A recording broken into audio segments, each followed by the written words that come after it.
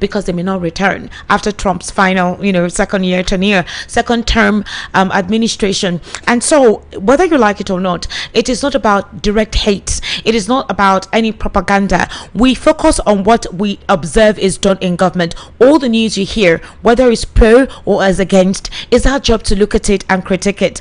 When the opposition does something wrong, it's our job to look at it and critique it. When they make statements or utterances, it's our job to critique it and analyze it. Whether you have any preference, we do that here all the time. And some of you, because of your political candidate preferences, you don't want us to talk about them. We will talk about them because this is the season. The reason why the beam light or the searchlight is on this administration and the presidency is because everything they said they would do during the campaign is the opposite that is currently happening. I mean, the exposition in this administration, the corruption and everything, despite what the administration has said, they are doing opposite of what they critiqued when they were in the opposition. This administration, headed by President Ballot Tinubu, did a Take It Back movement in 2012 against Goodluck Ebele Jonathan. Goodluck could not drink a cup of water. That man literally was smoking, drinking, because the opposition did not give him any forbearance whatsoever. I mean, we saw deliberate efforts to galvanize, even sell propaganda. I remember at the time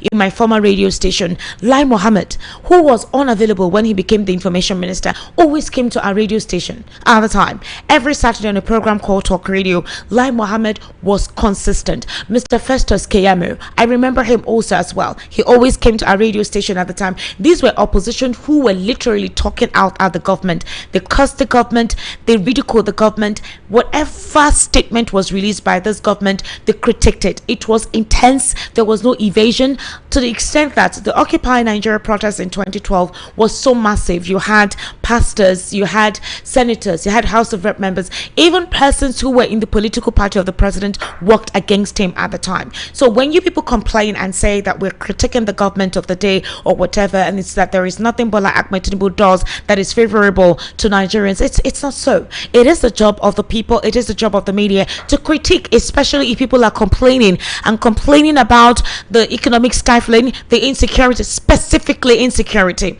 because this was what they campaigned against in 2015, that they embarrassed Goodluck Jonathan out of government. The president also made an utterance concerning criticizing him. He himself said it, and I don't know why you supporters always critique, or possibly they would do this ethnic tagging. Anybody who criticizes the government is Omoibo. But it's funny, right? But hey, like I said, the bread seller does not look at where you come from. Neither does the bread seller look at your state of origin. The bread seller's concern is to sell, and so based on making profit, the bread seller does what she knows how to do. So I'm going to play you a video where the president himself made utterances about those who criticize him and the right of those to criticize to do so. Let's take a brief listen to the president here. No one should bear the brunt of injustice for merely writing a bad report about me or call me names. Democracy requires a fair degree of tolerance for harsh words and stinging insults, particularly when they are pained because of their losses. Call me any name. I'm not here to make you happy politically, and I will still call upon democracy to defend your right to do so.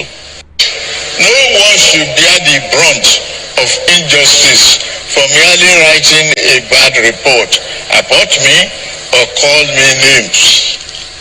Democracy requires a fair degree of tolerance for harsh words and stinging insults, particularly when they are pained because of their losses. Call me any name. I'm not here to make you happy politically. All right, you heard what the president said. Call him any name. He is not here to make you happy politically. So what is going on with the opposition? I'm sure you've heard what the president has said concerning that. Hear this again. I don't read social media anymore. They abuse the hell out of me.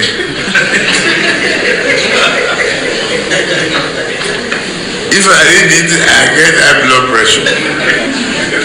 I I get angry. I don't read it.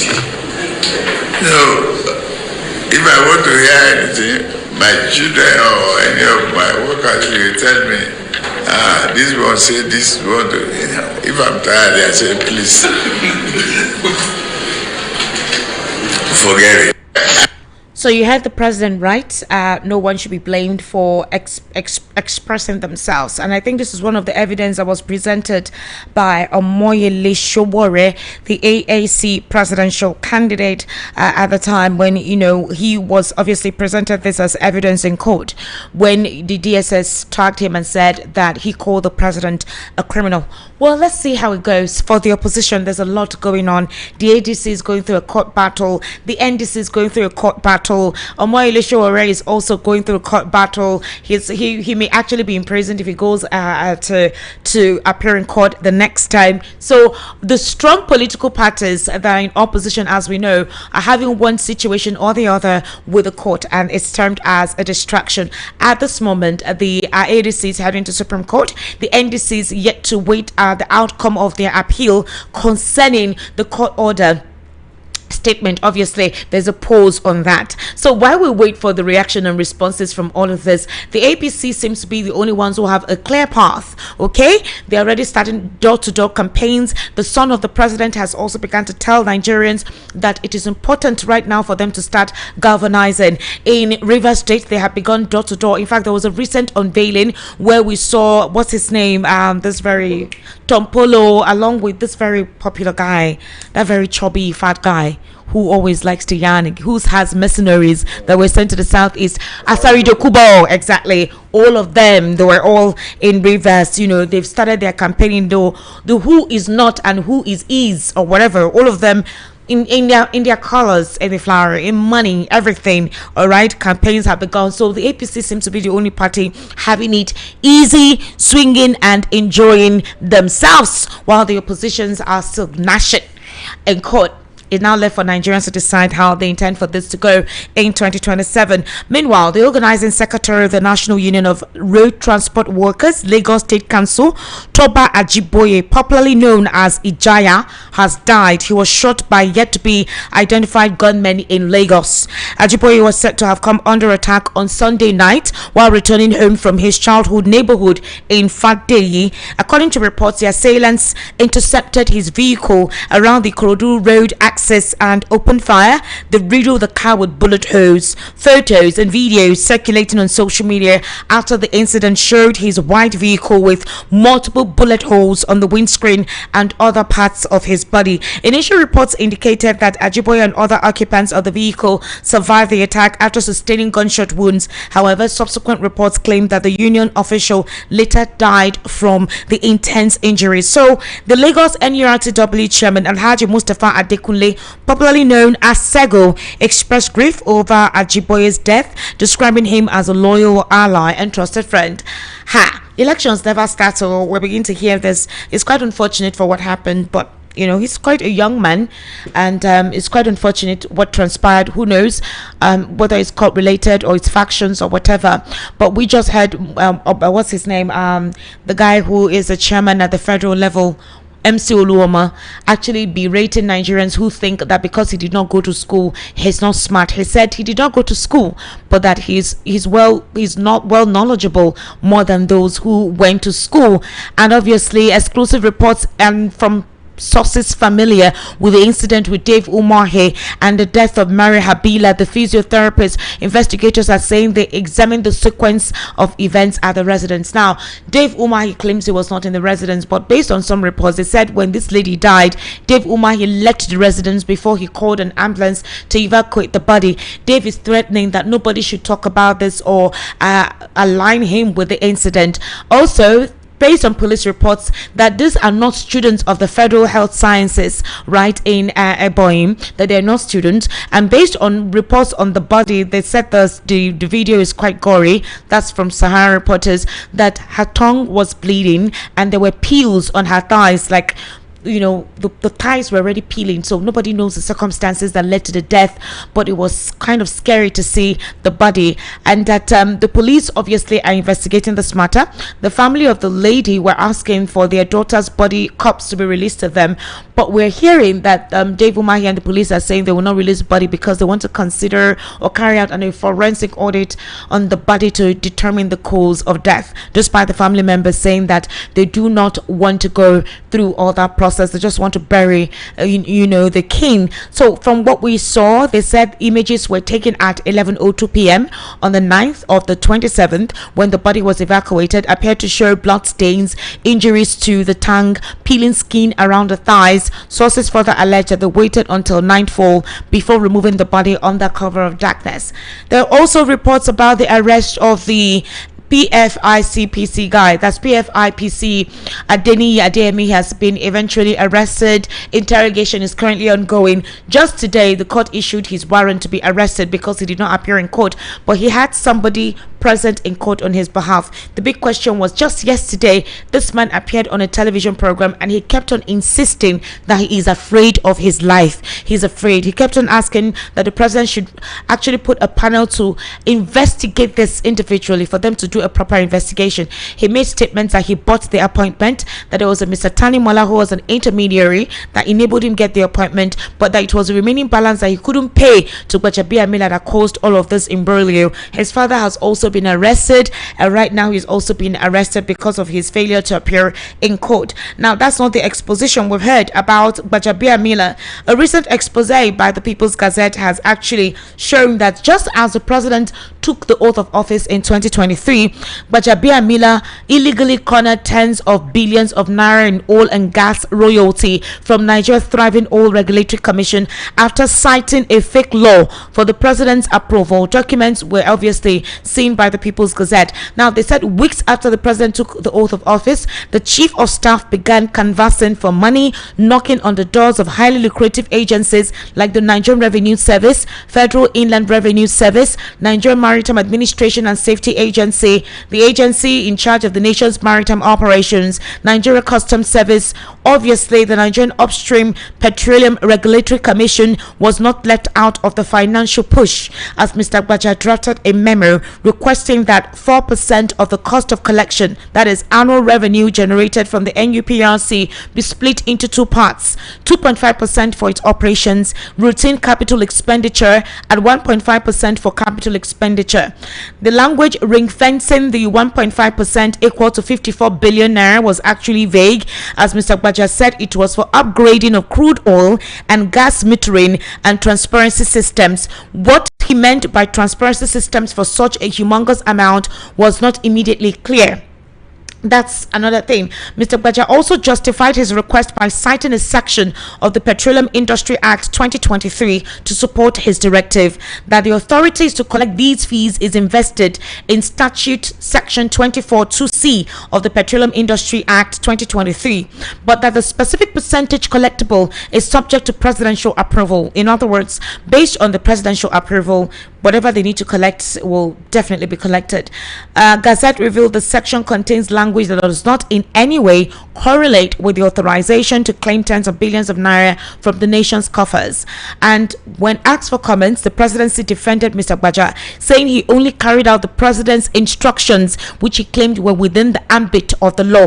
The presidency avoided commenting on the falseness of the cited law, instead insisting that the 54 billion naira illegally received was with the president's say so, and that there was no smoking gun on the matter. Commander-in-Chief Gbaja says he did not commander any money.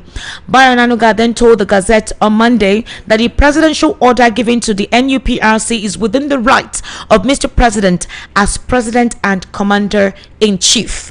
Also, Gazette further went on to show that even the president lacked such powers to direct NUPRC's revenue accrual and capital expenditure appropriation, that the responsibility was assigned to the National Assembly under Section 24 subsection 1 of the PIA, that's Petroleum Industry Act 2023, stating the commission shall maintain a fund into which money accruing to the commission shall be paid, and all expenditures of the commission shall be subject to appropriation by the National Assembly. Now, last week, Peter Obi had an interview with Chude where he made mention of all of this, saying that more expositions and the rottenness of the government will come to light. So now that they say the president ordered all of this, does this exonerate any form of interview, investigation into this, especially when it's not in accordance with the law, just because it's a command for from the president? Well, I have my analyst this evening, Mr. Segun Sokwita. He's a political, national, social affairs commentator. He's also an economic analyst. Mr. Segun Sokwita, good evening. How are you? Good evening, Esther. Good. Quite a lot to unpack this evening. Too much. Too much, yeah? Nigeria, one day, one drama. I say, we know they tire. We know they tire. They will say it's enemies of Baja that are doing all of this. It looks like that, but he has to, he needs to go and check his closet very well. He has responded. Because there are too many skeletons for his enemies to use. Too much. The skeletons are too many. So what does this mean now? I looked at the law. First of all, I don't think that, to a certain degree, I don't think Gbajabiamila is culpable. Okay, why? To a certain degree. You mean in this recent this matter? Particular matter? Okay. That you're talking about, this Petroleum Industry Act and NUPRC. Yeah. And the reason that I say that is, it is clear that he was executing a presidential instruction. And I've looked at it. It is not as if money moved into a personal account somewhere. At least there is no account of such happening. And indeed, for that to happen will be very difficult because, the NUPRC has an accounting structure. They have account with the CBN, they have their TSA accounts and what have you. So how the money will find its way into becoming some sort of criminal appropriation or diversion of funds, and all of that will be, it will be very difficult. It will mean that you have to issue contracts of some sort to move the money out of NUPRC accounts. So I don't think that is the problem, and I don't think that is where our focus should be. I think the real problem is indeed that, first of all, it is not impossible for that money to be misappropriated. Okay. Right? It will take a lot of rigmaroling and what's the word now? Scheming to move the money, but it can be moved. So the question for me is why? Why will the president give an instruction for 1.5% of the revenues collected by a government commission established by law to be ring-fenced for a purpose that I have looked at the law for a purpose that is illegal? There is no such provision in the. I have the law here, right here with me. The provisions of how the funds collected by the commission can be used are clear. They're stipulated. There are 5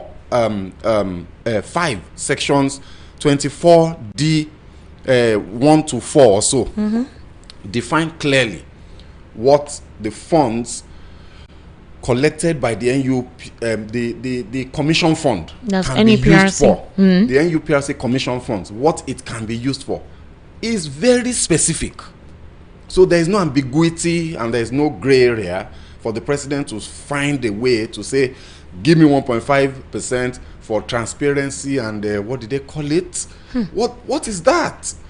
If there is a need to put in place some sort of metering of crude oil that is drilled by the country, and you want a transparency structure, based on technology around that, excuse me, is it the NUPRC that will do so? And even if that is the case, what is the proper public procurement avenues by which that can happen? What is the possibility of appropriation in the NUPRC's account by the Senate, by the National Assembly? There is a lot to unpack here in terms of what is right and what is wrong, and it then begins to leave a lot of room for conjecture and speculation as to the motive behind this. If you want to establish the metering of our oil or any kind of transparency structure, that it can't be done in this very haphazard manner, random instruction from a chief of staff. Chief of staff to the president. What is his business? If you want to do something like this, surely it has to come from the Minister of State for Petroleum. Then even the National Assembly as well. No, because the National Assembly must appropriate. I'm not saying the originating memo, the originating instruction, the originating documentation cannot be coming from the Chief of Staff. Is it that we don't know what the Chief of Staff job is anymore? What is Chief of Staff business with petrol? If we say that because the president is the petroleum minister, does that make his Chief of Staff a staff of the Ministry of Petroleum? You know, I think that President Bola Ahmed Tinubu needs to be reminded that he is not an emperor, and this is not a kingdom. That this is a democracy. Nigeria is a federal republic, guided and run by constitutional order. So, this idea that roles can just be fluid and people can do anything they want is part of the reason that we're seeing all of these scandals. It's part of the reason.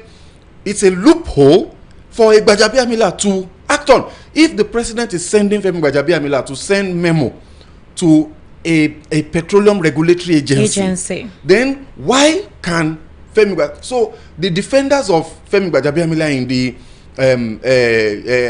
Prince Adeyemi Adeniyi's case, they are saying that it is not the place and the job of the Chief of Staff to issue appointment letter.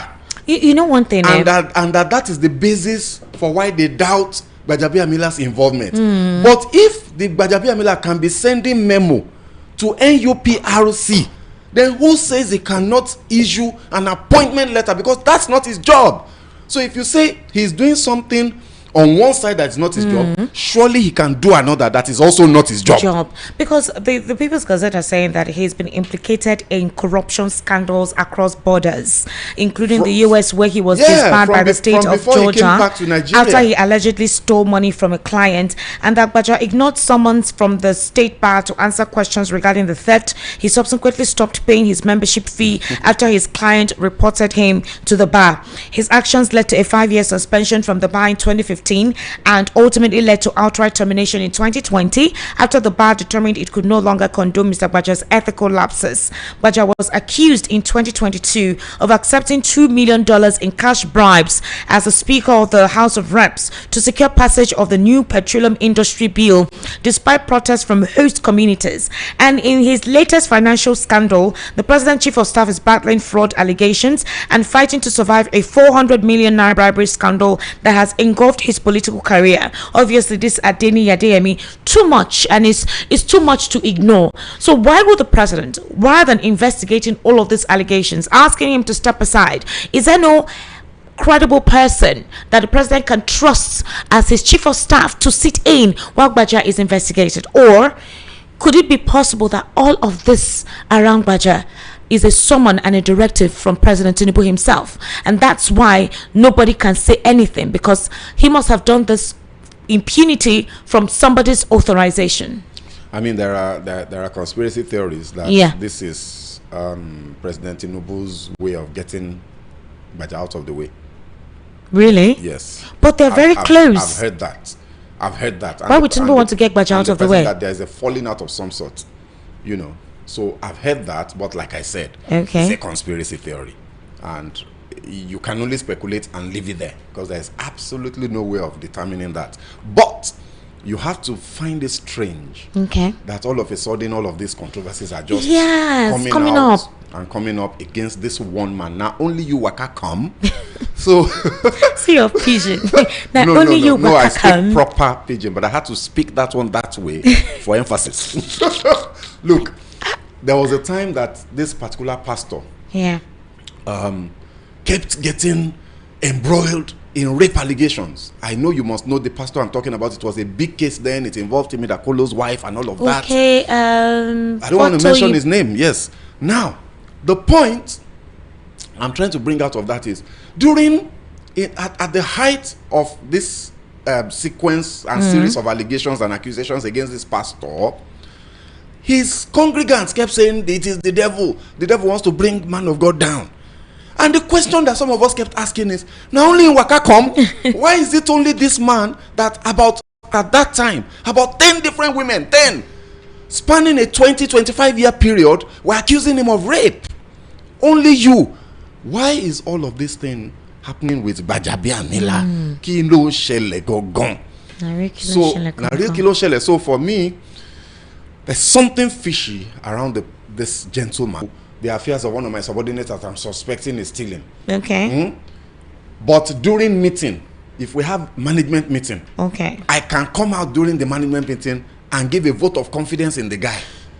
What does that mean? What does that change? So this is just politics. The president, in fact, that's part of the things that the conspiracy theorists are citing. Okay. That the fact that the president even came out to give that vote of confidence is like a diversion.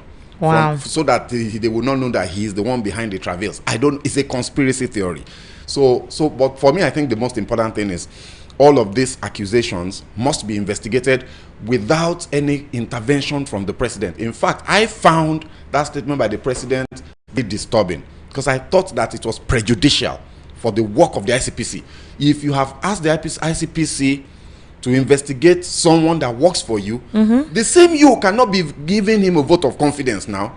Then in that case, just disband the investigation. You have already prejudiced the outcome of that investigation by saying the buck stops at my table. Whatever this guy did, I am responsible. Then what's the point of the investigation?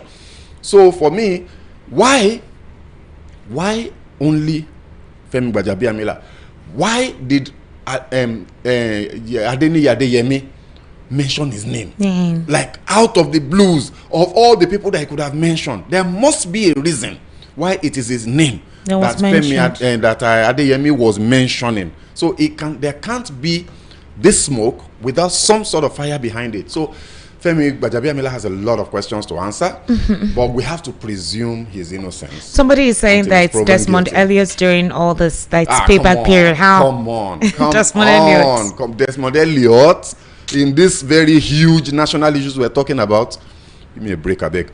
So I think this matter should be investigated. That's what we're expecting to happen. Especially I was even expecting a buyer to, as usual, quickly send a tweet like he did when this ADM controversy came on. Yeah.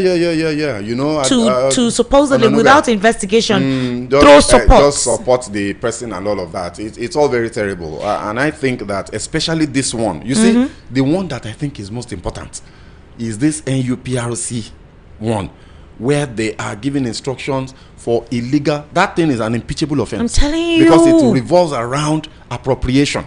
So I mean, this is Nigeria. We know that nothing is going to come out of this. But why is it so? Somebody said that these are the ammunition the opposition requires to do what needs to be done to ensure that, because Bola Tinubu and the APC did not give Jonathan a breathing space. Unfortunately, the opposition there are so many videos of the president. I think I'm going to do a compilation on that, backing and tormenting, right, Jonathan's administration at the time. I remember now. So what is going on now? Does this classify the whole judicial distraction? No, I mean, look, President Bola Tinubu is a very, very political president. He's more of a politician than an administrator. He's doing more of politics than governance, and he's very astute. So all of these things that we're seeing are just his own ways of, entrenching himself, consolidating power towards the election and towards what is to come after the election. So we have a long way to go. Just look at the political landscape. Yeah. Look at what is going on in the ranks of the opposition, the key opposition figures, the key ones. Just look at them. Is it a coincidence that they all have all these court cases? Are they also at the same time? At the same time that they are not aware of all of these loopholes and mines, in the various parties that they went into? That all of a sudden NDC is facing battle. How would they have time to be attacking President Tinubu through these scandals that are coming out? Ordinarily, by now, like you were saying, there should be uproar in the opposition ranks. against the president over this matter. Not just written statements. Atiku wrote a statement saying Tinubu should resign, Baja should resign, that the corruption scandal is too much. Very lame responses. You know, these things are serious. And in the National Assembly, you know, we keep saying that National Assembly is a rubber stamp National Assembly, which it is because of its leadership. But there are opposition politicians in the National Assembly now. How many are there? But they're there. So no matter how few they are, let's assume that out in the Senate 109, I think we probably still have about 40 split between the PDP, the ADC. I think the SDP has one, you know, and then of course Labour Party has a few. The same in the House of Reps. Why are we not seeing a concerted effort from these opposition legislators to bring these matters and cause problem on the floor? Is it possible that these guys also have skeletons in their cupboard? And that's why they can't talk? Esther, don't depress me this evening. No, I'm just saying, because if you just oppose, then you just see one exposition on your matter immediately. I agree, you know, with just you. like Wike is saying that presidency, when it comes to you presidency, winning Nigeria's presidency is not as simple as making loud political statements.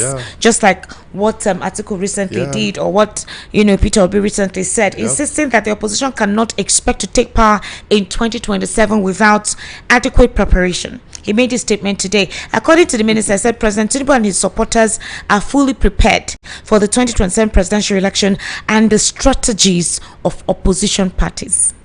That they already have the strategy of the opposition, so they anticipate whatever move the opposition wants to make ahead and use it against them. He says, I have told those who say they want to be in power that it is not by cho.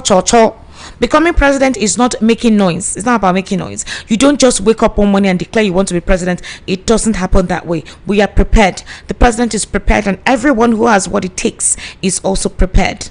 So, at this point, what do you think is getting at? For the first time, I think, in a long time, let me say in a long time so I don't exaggerate, we have had a political season where major contenders for the seat of the presidency did not come out of nowhere. Where it is not as if they went into hibernation for 3 years or 2 years, and then suddenly a month, 1 year, 6 months to election, they suddenly come out. And this, between 2023 and today, Atiku has been active. He has been talking. He has been speaking on national issues. Peter Obi has been a pain in the neck. Every day, the guy tweets like as if that's the only thing, as if the phone is glued to his hand. He's always talking about national issues. So the opposition ranks are not quite as unserious as Minister Wike would like us to believe. They have not just come out of nowhere. That's the point I'm trying to make. Wike should not say people cannot just wake up and say they want to become president. What is the big deal about becoming president? Why is it? Is it a cult that you can't just decide and declare? I understand the point about the preparatory process, you know, because of the size of Nigeria, the number of polling units and all that. There's a lot of coordination that needs to happen at the political party level to make you a credible contestant. I understand that. But you can't accuse Atiku Abubakar of not having done that in the last 3 years. From day one, I think the issue of which platform he's going to contest under began to gain traction since last year. The same with Peter Obi. The only thing we did not know was which party are they going to use, but they've been out there. And the parties that they have adopted, they've gone in there with their structures. So it's a bit funny for Wike. Wike is trying to gaslight us, you know, and it's not going to work. These opposition people are not as unserious as we usually used to have. To be fair, in the past, outside of APC and PDP, opposition was a very unserious thing. In fact, even SDP, Adebayo has been speaking. He has been consistent. He's saying a lot of things. He contested in 2023. The guy has not gone away. The guy has been consistent and he has weathered the storm. Do you know when this coalition went into SDP, this guy stood his ground. And he kept saying that, you know, he's not worried that anybody can come, that they will all contest it on the platform and they will see what will happen. And look at it. In one way or the other, those people were driven out. They had to go and find another place, and he is the presidential candidate of the SDP today. You have to give people like this a bit of respect than for Wike to just say people cannot just wake up. Who is waking up? At least we have SDP, we have NDC, we have ADC, that are three very well structured parties that are trying to contest with the APC. So I want to advise Nigerians to ignore Minister Wike. Nobody is just waking up. Let's go out there. You see, what they want to do is to create an illusion around a mystique around the office of the president and getting elected into it in such a manner that when they do what they are planning to do, we will all say, hey, now, maybe they have said it that nobody was ready, nobody was prepared. Now, lie. It's gaslighting. People have been working for 3 years in preparation for this election that is coming up. Don't assume that it is so difficult that you will now just give up and say, all these people are not serious. APC will cuckoo win. Let me not go and vote. Go out there, go and cast your vote. NDC they there, SDP they there, ADC they there. Before I start counting all the AACs of this world, the Showore, if it's Showore you want to vote for, go and vote for him. Go and vote for him. Go and waste your vote. It's your own. This idea that APC they are going to win, so let me cuckoo vote for them, or they are going to win, so there is no point. That's exactly what the APC wants us to think. Psychological so that manipulation. They will have a free reign to rig. But Mr. Segun Shokwiton, the issue I have, at this point in time, they will say as moderators, we're not meant to have any leaning, but it would be discreditable not to cite the obvious. The rottenness in Aso Rock is too much, and it's too much to wave aside and say, oh, all of these are political gimmicks. It's worse because we're not seeing justifiable punitive measures or an attitude or disposition to say we do not tolerate this kind of nonsense. We will not permit individuals who will ridicule this administration for the sake of say them do something. I don't know if you understand what I'm trying to say. Pretend to act like you have a modicum of decorum, and not to fall in with the accusations by some Nigerians and the opposition that you inherently are the cabal and leadership of this nonsense taking place. Where is justice? Do you understand? Where is the check and balance? How do you do things where you feel you don't owe anybody any accountability, no form of transparency? It's gotten so bad. Mr. Segun, do you know, let me give you an instance. I usually used to think that this nonsense narrative was on X. So you know the recent flood, out of the rain and everything. And people were saying, oh, it's a coastal highway, it wasn't properly planned. The EIA, which Arise TV correspondent was asking for at the time, for Dave Umahi and all of that it has really caused a lot of damage to properties along that area. And we're hearing that there'll be more demolitions because they want to make it a service lane. And obviously, those are government approved buildings. And so they're asking that they'll be compensated, obviously. And there were talks like, why didn't they go through? Why didn't they examine all of this, before embarking on this project? And so while some people commend the coastal highway and saying it's a very good one, some are saying it wasn't properly planned, it was hurriedly done to suit a particular narrative. Now the flooding at Marina, Ogompo, all those areas on the island, they're calling Lekki, Venice, Lagos Sea Bay, and all of that stuff. And I went to the comment section, and people were saying, okay, let's look at how this can be resolved. Lagos has always been like this, agreed. But after a day or two, the water completely recedes. In some areas, the water is not receding. People's vehicles are bad, and vehicles are expensive to want to buy parts or car engines. And I checked the comment section, and even if you're Yoruba criticizing, they'll call you Omoyibo. No, not Omale, Omoyibo. No, either you're Omoyibo, or if they say that you are actually a Yoruba person, then you are Omale. They will say that Yoruba is false, that you're using a Yoruba name, that you're an Igbo person. Go to your states, go and meet your state, don't complain, leave our state. And people are saying, no, it's not, you don't have to have that kind of conversation. Let's look at how this can be resolved year in, year out, the same problem. And there is a problem. The drainage, the canals are blocked.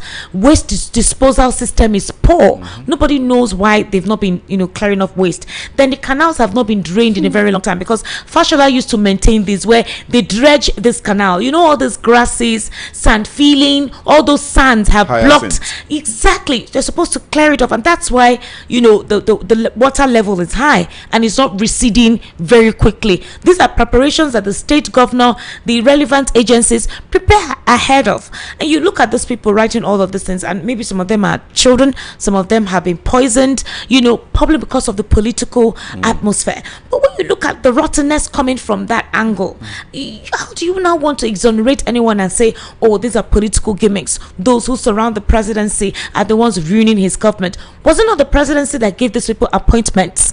Are these not the loyal and trustworthy persons of the presidency given these responsibilities? And yet nobody has said, please, you need to step aside, let's investigate this. Normally, when such an accusation comes, if you're a poor man, you're arrested immediately.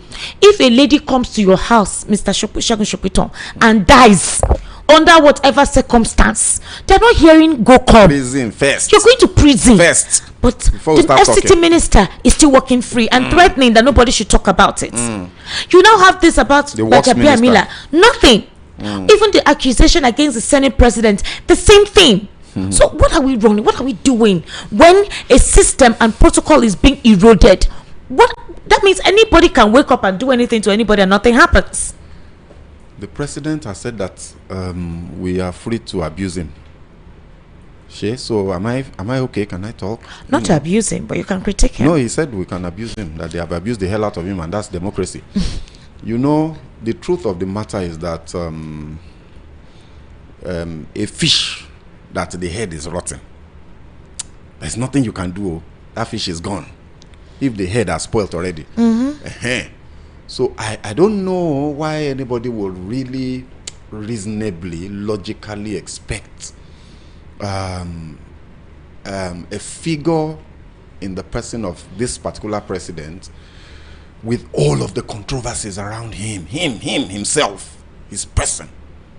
And those controversies are not lightweight. They're not whispers, conspiracy theories, No! These things are documented, that there are files. How can you have a president of a whole country, the biggest black nation in the world, and there are files by the DEA and the FBI in the United States on that person for criminal activities, investigations? If you have a figure like that, a president, you see, I can't get beyond this thing, because for me it's a deep, it's disturbing. I feel very, very deeply disturbed. It's disturbing by the fact that my president attended the secondary school before it was founded. You don't understand, like, how is this possible that the president claimed to have attended a school and graduated from that school before the school was founded? That is the height of dishonesty. And that matter stands still today unresolved. There's too much opacity, shadowiness, mystery around the person of the man, the number one man. If you have a situation like that, Esther, then how will you not? You see, where will the moral justice? In fact, it's not even a matter of moral justification. Let me ask you, Peter Obi was embroiled in such a scandal. Even if there is nothing to investigate, they've not investigated. You don't think they would have asked for his arrest? No. If Peter Obi was president, then nothing will happen. No. What I'm saying is, if the case of the FCT minister, the case of works minister, and the case of Godswill Akpabio came up even as he's in the opposition, you're telling me that he wouldn't have been arrested by now? We can see what is happening to El-Rufai right now. He's still in prison for making what a lot of people will say was just a careless, braggadocious statement. He's still in prison, When El-Rufai made that statement, some of us as analysts who has observed Nigerian political system for a long time felt nothing will happen to him because he's part of them. How wrong we were. The guy is still in prison. He's been on and off for months now. Right? El-Rufai, a whole El-Rufai. This guy is powerful. Power is transit. He's powerful, yes. So it's a lesson for him to learn. But the point is, if you're in opposition, just to make your point, yeah, of course, if you're in opposition, you are a demon. And if you are in the ruling party, you are a saint. No matter what you do, you are an angel. So, all of these controversies, all of these scandals are enough to bring presidencies down, are enough to bring parties down. In fact, are enough to cause mayhem in societies, in normal places. But here we are, we hear of rumors of the chief of staff, 400 million naira bribe, an accusation, and he's still in office. And people still have the audacity. They still say that agency was fake. How can an agency be fake when it is in the budget? It's in the budget. I saw it with my own eyes. We've all seen it. Yeah, we saw it. So what are we talking about? What kind of country is this?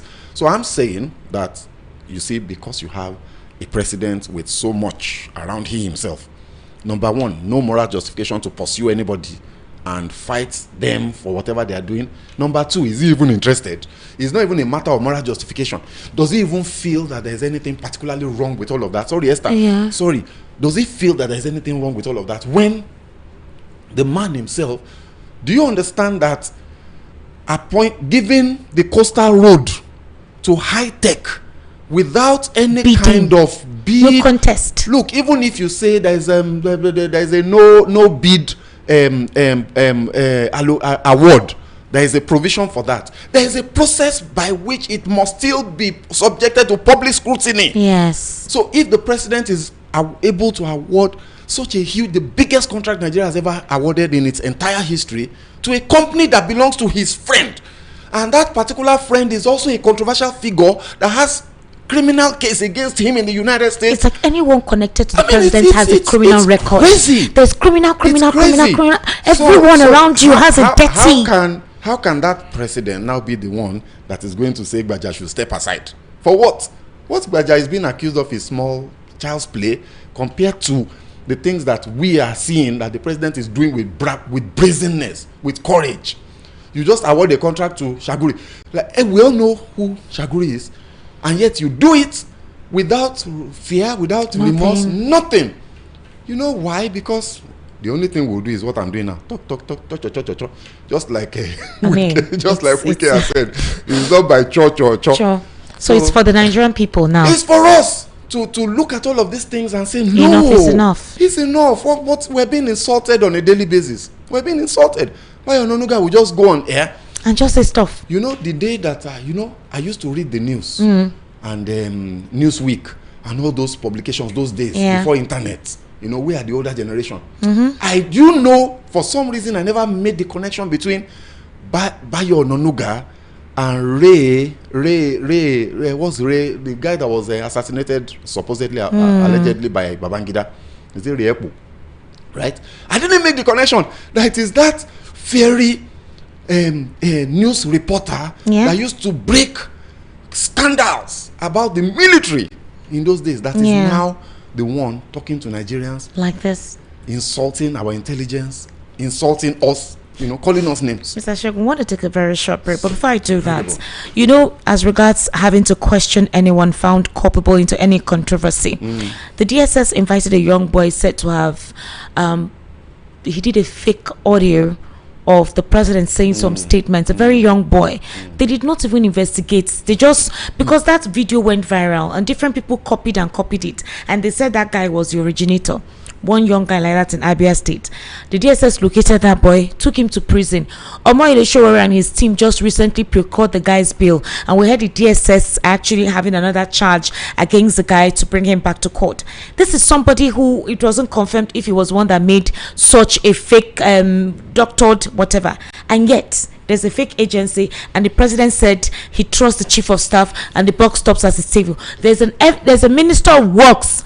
A lady was found in his residence naked, thighs are peeled and tongue bleeding, and the man is saying they should not align him with it. In fact, he's even threatening that nobody should say anything. They say police are investigating. If not that, it had to come out. They would have hidden this whole thing. They said they waited till dead of the night when everywhere was dark to call an ambulance to evacuate it, and that the minister left the residence before they would even call the ambulance, so they would say he was not in that premises. And further investigations are being revealed that this lady is not even a student as it's being claimed. It's two of them. Even the second lady it seems to be in trouble at this point in time because there may be threats from all over the place. It's scary what we're saying. What happened. But let me ask you a question. 2027, there are talks that the presidency comes back. It will be worse, and that he will go for a third term. Under what guise and with constitution would he want to go for a third term? We'll talk about that shortly after this break. You're currently listening to the Evening Rush right here on Voice of the People 90.3 FM. To kindly stay with us. We'll be right back. Give malaria a double punch. And Camodia Queen, an effective combination that Camosunator, there's anti-malaria therapy. Comes in 4 different packs for different age groups. Below 1 year, 1 to 6 years, 7 to 13 years, 14 and above. Camosunator. Camosunate, effective anti-malaria for all ages. Marketed by Janet Pharmaceuticals Limited. If symptoms persist after 3 days, please see your doctor. Read the leaflet inside. You are listening to the number one station, the Voice of the People 90.3 FM. Do not touch that dial. Parents, you've worked hard to give your child the very best future. With a 90% graduate employment rate in the first 6 months of graduation, that future could be right here at Lancaster University, Ghana, the only British branch campus in sub-Saharan Africa. The same globally recognized UK degree, accredited to the highest international standards, all within a modern learning environment. Applications are now open. Visit lancaster.edu.gh to apply today. Lancaster University, Ghana, a global degree at your doorstep. To the city's #1 super dial. Voice of the People, 90.3 FM. Latest.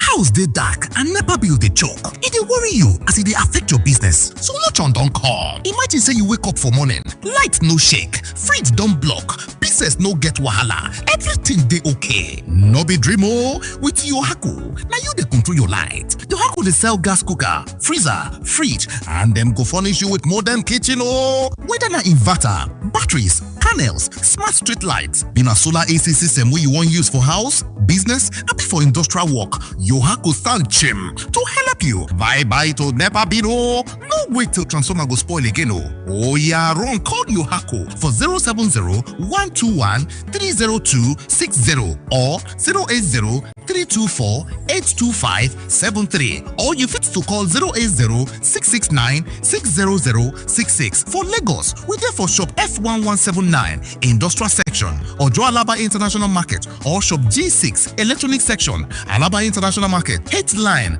Ute Ubochi Plaza, Abuja office na Corporate 13, Dubai International Market, back of Games Village, Karo District for Abuja. For Port Harcourt, we there for number 51, Oporo Road, Eziowa Elite Trade Center. For River State, Yohaku. Website na www.yohakuproducts.com. Online store na www.yohakustore.com. Yohaku, from sun to earth, we dey make your mind dey cool.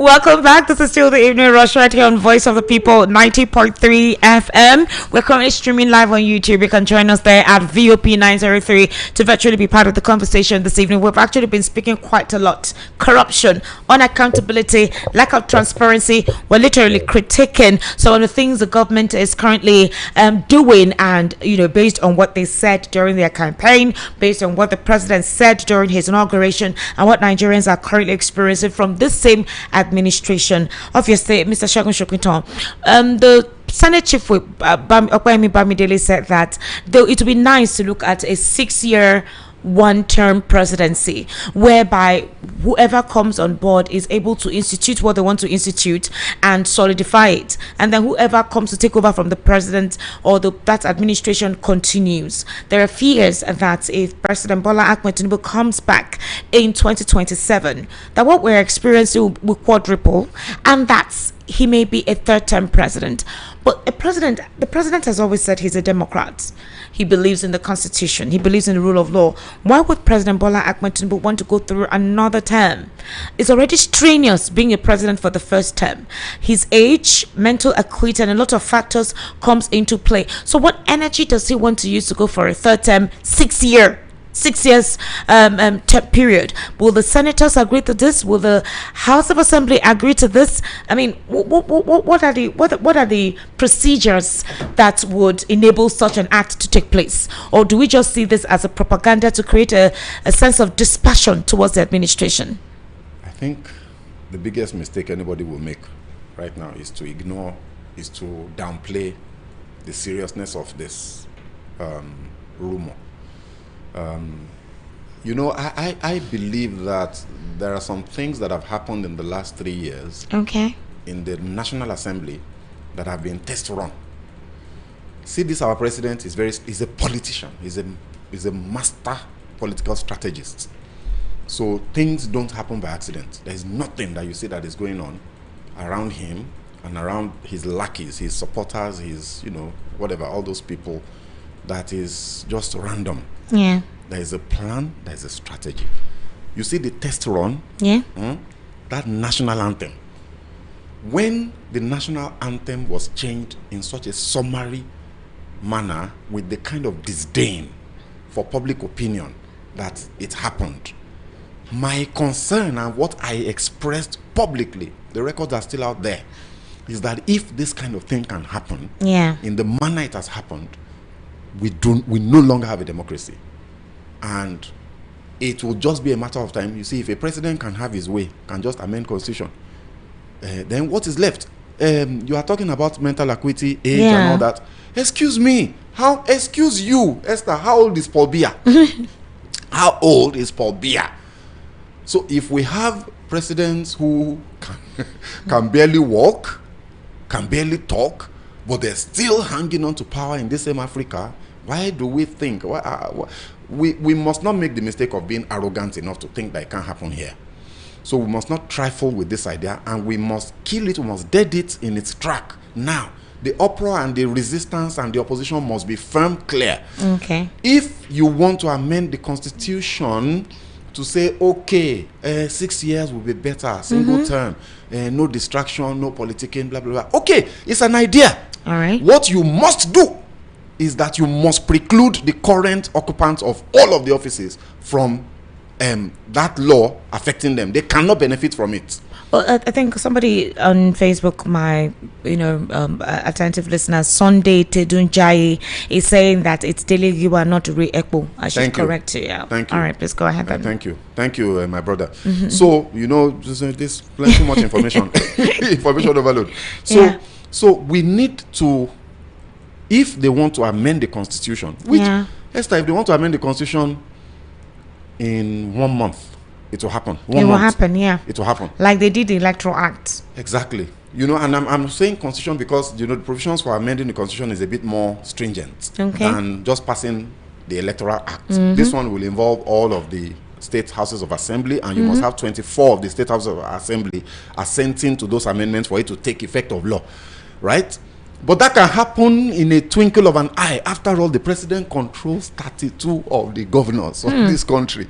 So if they want to amend constitution, I'm saying 1 month because I just want to be conservative. Okay. I don't want to be an alarmist. The truth of the matter is that if the president wants it done in 2 weeks to happen, if he wants it done in 1 week, it can be orchestrated. So if they want to amend the constitution to say single-term presidency, there must be a clause that prevents current occupants from benefiting from that law, from being a part of that. So the 2-term presidency restriction that is in the current constitution must continue to be in force, even if you want to amend. But did anybody notice that Bamidele did not talk about that at all? If they were sincere, the first thing he must address as possible objection from people that will oppose his idea is to assure them that no, this one will not apply to the current president. The president at the end of his 2 terms will leave. But he never ever did that. So it became clear immediately. As soon as I saw that thing, I said, hey, because we said it. Excuse me, we said it. One of the reasons that some of us felt if this president wins in 2023, we may be in for a very long ride, because I don't know why people think he's a Democrat. We that we have lived in Lagos, we know he's not. No, he's not a Democrat. He's not. He's so anything but he's an autocrat. He is an autocrat. He's a despot.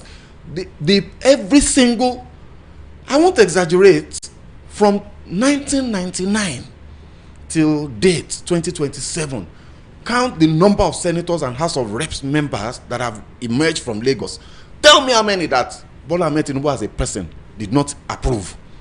It had nothing to do with democracy. They handpick these guys and put them forward. It is they hobnob amongst themselves and decide who is going to be senator for East, who is going to be senator for Central, who is going to be senator for West, and that is it. When his wife was going to be senator, the guy that people I thought people liked was first compelled to step down, and that was the end of it. Tinubu is anything but a Democrat, and anybody that has lived in Lagos for long enough and that wants to be honest with themselves will know what I'm saying is true. So I was concerned because I knew that if this man gets into office, the allure of power, see, that presidency is a powerful thing, that it will be too tempting, and he might find himself seduced. Let me ask you a question. Seduced. Is Tinubu a Yoruba president? Because what does that mean? okay, the reason why I'm saying so is to clarify some narratives. Some of my analysts and some critics of the government believe that it's the Yorubas who are benefiting from Tinubu's government, and you realize that all that is happening in the polity, the after effect of their miscalculated policy making decisions, is affecting everyone. Now, when the president was campaigning, he says, our local, it's the time of the Yorubas, but the outcome is not proving so. It's basically the time of my people, myself, my boys, my people in my circle. So it's imperative that we look at that. Now, the supporters are using ethnicity targeted specifically towards a particular ethnic group. If you look at it, it's a particular ethnic group. They don't criticize the Fulanis or the Hausas. It's towards a particular ethnic group. And that is what they use to chastise, to criticize, to make comparisons. Obviously, Peter Obi and where he comes from.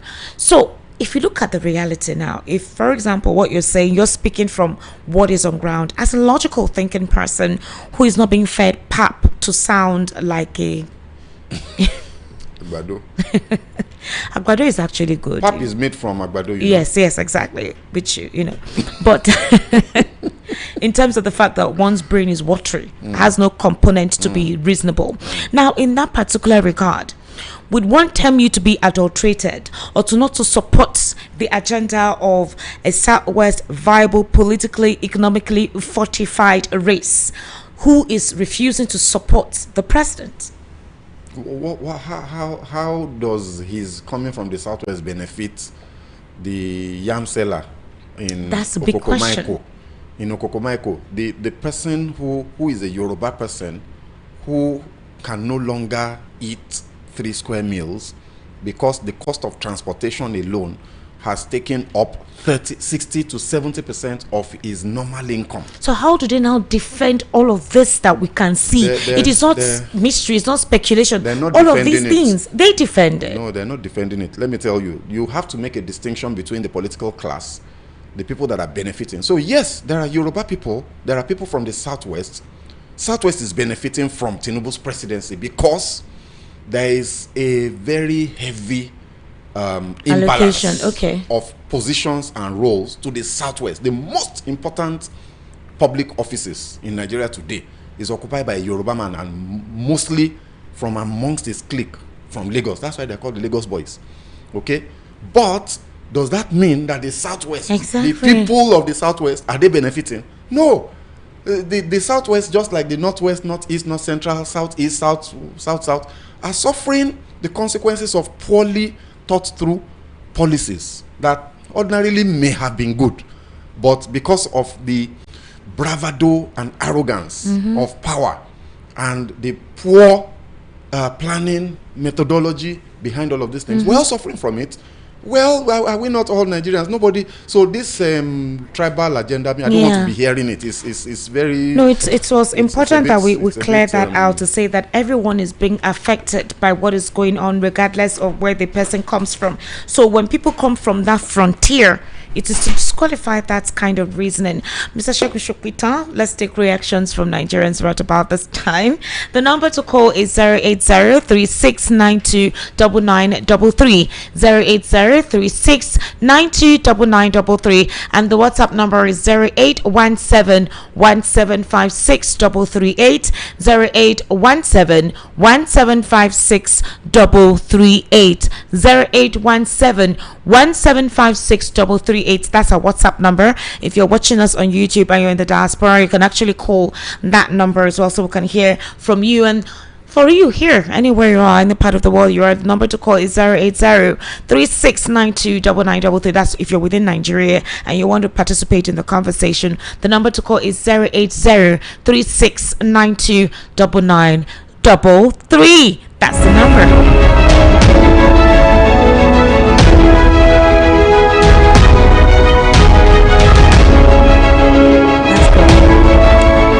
All right. Hello. Good evening. How are you? Thank you for joining us on the Evening Rush. What's your name? Hello. What's your name? Good evening, Queen Esther. Good evening, sir. How are you? Is this Mayor?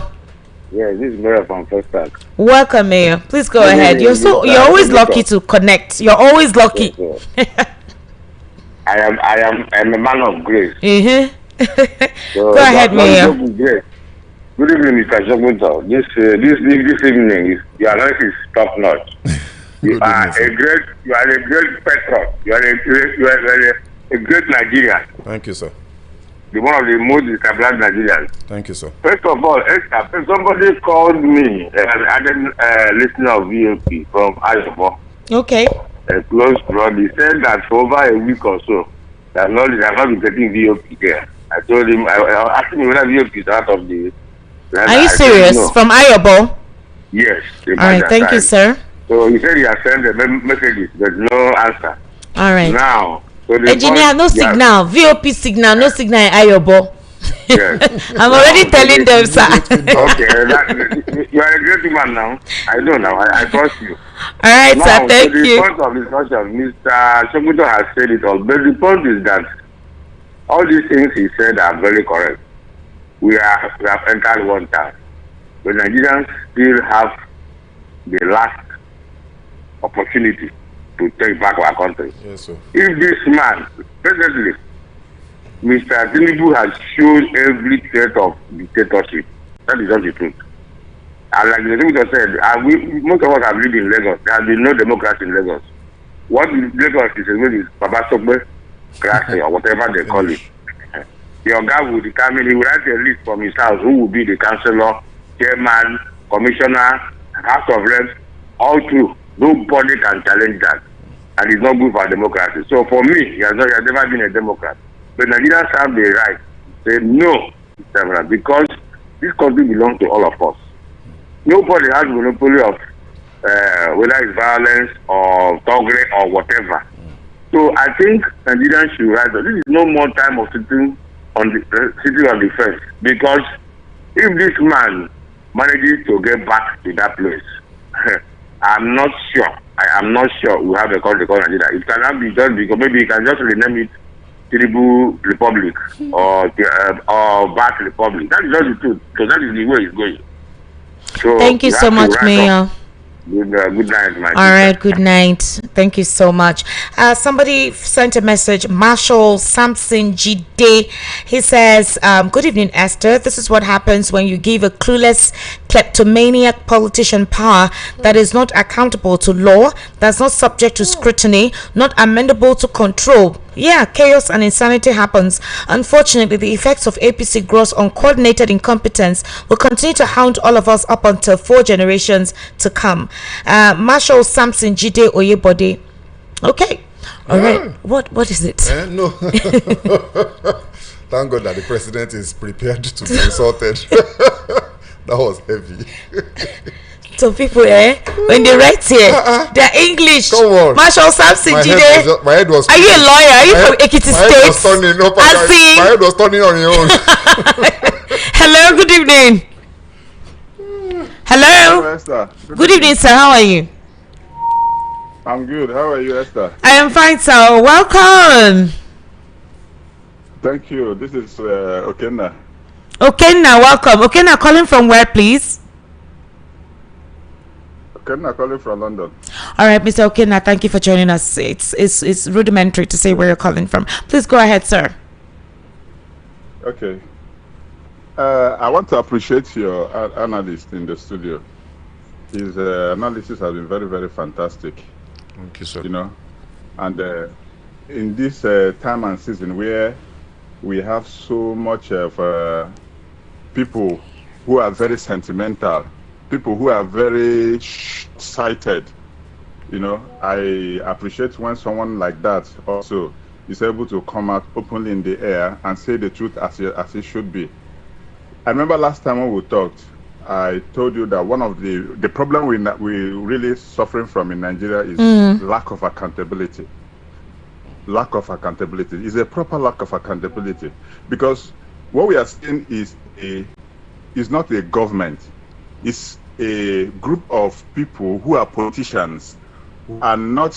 When I say politicians, not politics as it should be. A group of people who are desperate power grabbers, not really knowing what to do, and then when they get into there and then see the kind of resources that are available in the coffer, and everybody is struggling to gather as much as they can, and because they feel they don't owe anybody any answer, they don't owe anything to anybody. So they take all everything they want to take, and then when you want to speak up, either they gag you or they silence you. You understand? Yes. By all means. I can assure you that the reason why people like VOP is still existing is because of they've seen that the power. No, there was a time they tried to silence even the social media. Yes. You understand? Yes. And it didn't work. You understand? So it is because of the power of the social media. If we were still living in those ages where we were dependent on conventional media, it would have been worse. You understand? But I thank God the way things are going. Look at the issue of ADC. You know, the reason why this guy made the first press statement was that how come they said he's running a fake agency and then the agency has money in the budget. Now, nobody is talking about the money inside the budget. That is where the investigation should have been directed towards. But now what they are investigating is the person. They are discussing the person, how to bring him down, try to destroy him and silence him. This is not how a country is built. You know, and now when I saw you asking, was it Barrister, the other barrister, you are asking him, who should we believe? Yeah, Barrister Fred Nzako. Yes, Barrister Fred Nzako. The America made a position, America made an expose on what they have. Yes, a catch of arms they got from the jihadist enclave, and they had to get a different aircraft to take it. And the Nigerian security agencies are saying it's a lie, that they did not see that they were the ones who gave it to them. Thank you very much, Esther. This is always, from day one, this is always what we have in this government. There has never been any communication. What we have is only reaction, the only reactionary. That has always been their disposition. You understand? People uncover things. People like Showore, through his Sahara reporters, uncover things, and then government reacts to it. Americans say things, and then government reacts to it. There has never been a situation where our government is giving us information or what we know, what we will see, or what we should expect, and the direction it is going. There has never been such kind of situation. So I remember yesterday I told you that the only thing left for us now is time for a call for action. Nigerians should be on the streets. And then you asked me if I was going to come back. I remember. So, asked will you come and join us? Will you lead it? 100%. We are mobilizing here. We are mobilizing from here. Nigerians are very conscious. You know what is happening all over the world? You understand? Nigerians are being insulted all over the world.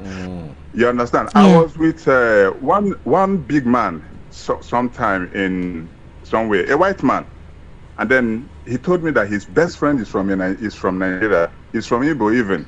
Wow. You understand? And yeah. And he so much loved Nigeria. And then he asked me when I was traveling. I told him I was traveling the next 2 weeks. He said, I asked him if he would like to join me. He said, no. That Nigeria is a beautiful place, very rich, but bankrupt of leadership. And the country is very corrupt.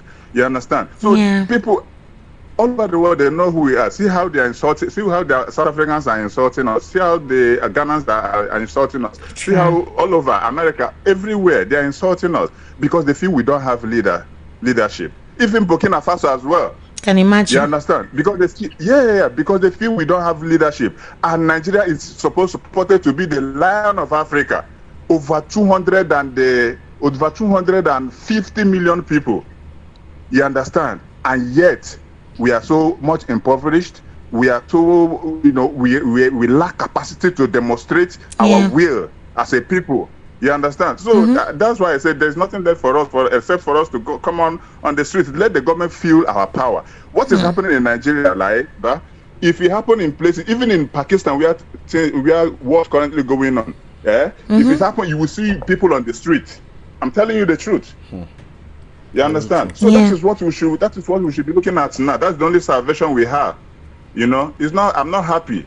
I have spoken with a whole lot of people all over the world, different places, and they tell me, if God helps us to change this government, that you will see them coming back to invest in Nigeria. Nigeria will have all the money now. We have all the resources. We have human resources. We have material resources. We have natural resources. We have everything. The atmosphere, the climate. We have everything. But bankrupt of good leaders. You understand? So, and this is now. But we are very good at prayer. That is to say that we have prayed very well, but we have seen that the prayer is not as if like God doesn't answer prayer, but the prayer is looking like it's not working because our problem is not prayer. It must work, oh. Understand? We dey pray, oh. No, I'm not exempted. The prayer has to work. I forgot that. Our problem is not prayer. China, that is the world manufacturer now. How many times do they pray? They don't have that kind of thing. You know that. Country is built on leadership. Leadership is built on direction. Not all this kind of politics will play. Where court will give a judgment, Wike will be the one to come and interpret the judgment and say wait for the CTC. And when the CTC comes up, it becomes in line with what Wike interpreted. Understand? What kind of country is run like that? And we're expecting people to come from abroad to come and invest. You understand? We're expecting people to come all over from abroad. Do you know, I was asking somebody, one guy from Saudi Arabia sometime, I asked him, what kind of business will I want to do with you people in Saudi Arabia? What kind of things do you have? He said, remember last time our government gave you people this thing, what is that name? What? Dates. Okay. You understand? Dates. Yeah. It's a sweetness. So, it's actually very sweet. Yeah. You can use it for different things. So they gave us dates, and then I was laughing. I said, but the same Saudi Arabia went in when immediately Trump was announced the president of America. The same Saudi Arabia went to America and invested trillions of dollars. You understand? But what is good for us is dates. So these things are, when we say all these things, like Peter B always say, see Ukraine that is fighting war is donating grain to Nigeria. It is not fighting war. All right, sir. You see thank you so much, sir. Thank you. I need to take other calls, okay? Thank you very much. But Mr. Shegun, somebody is asking a question. It says, what are we going to do if the 2027 election is rigged? What's the alternative? What's the other plan?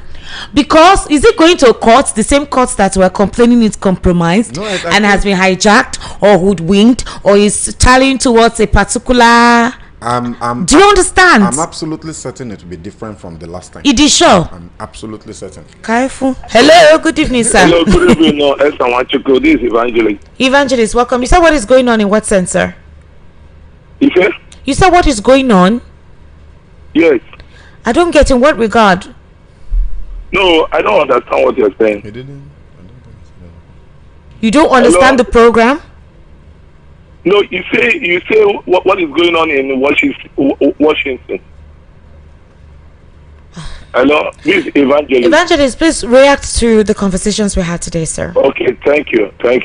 So what I'm trying to observe is that the way the Nigeria issue is going on, it is not good because why? The federal government has given Hello?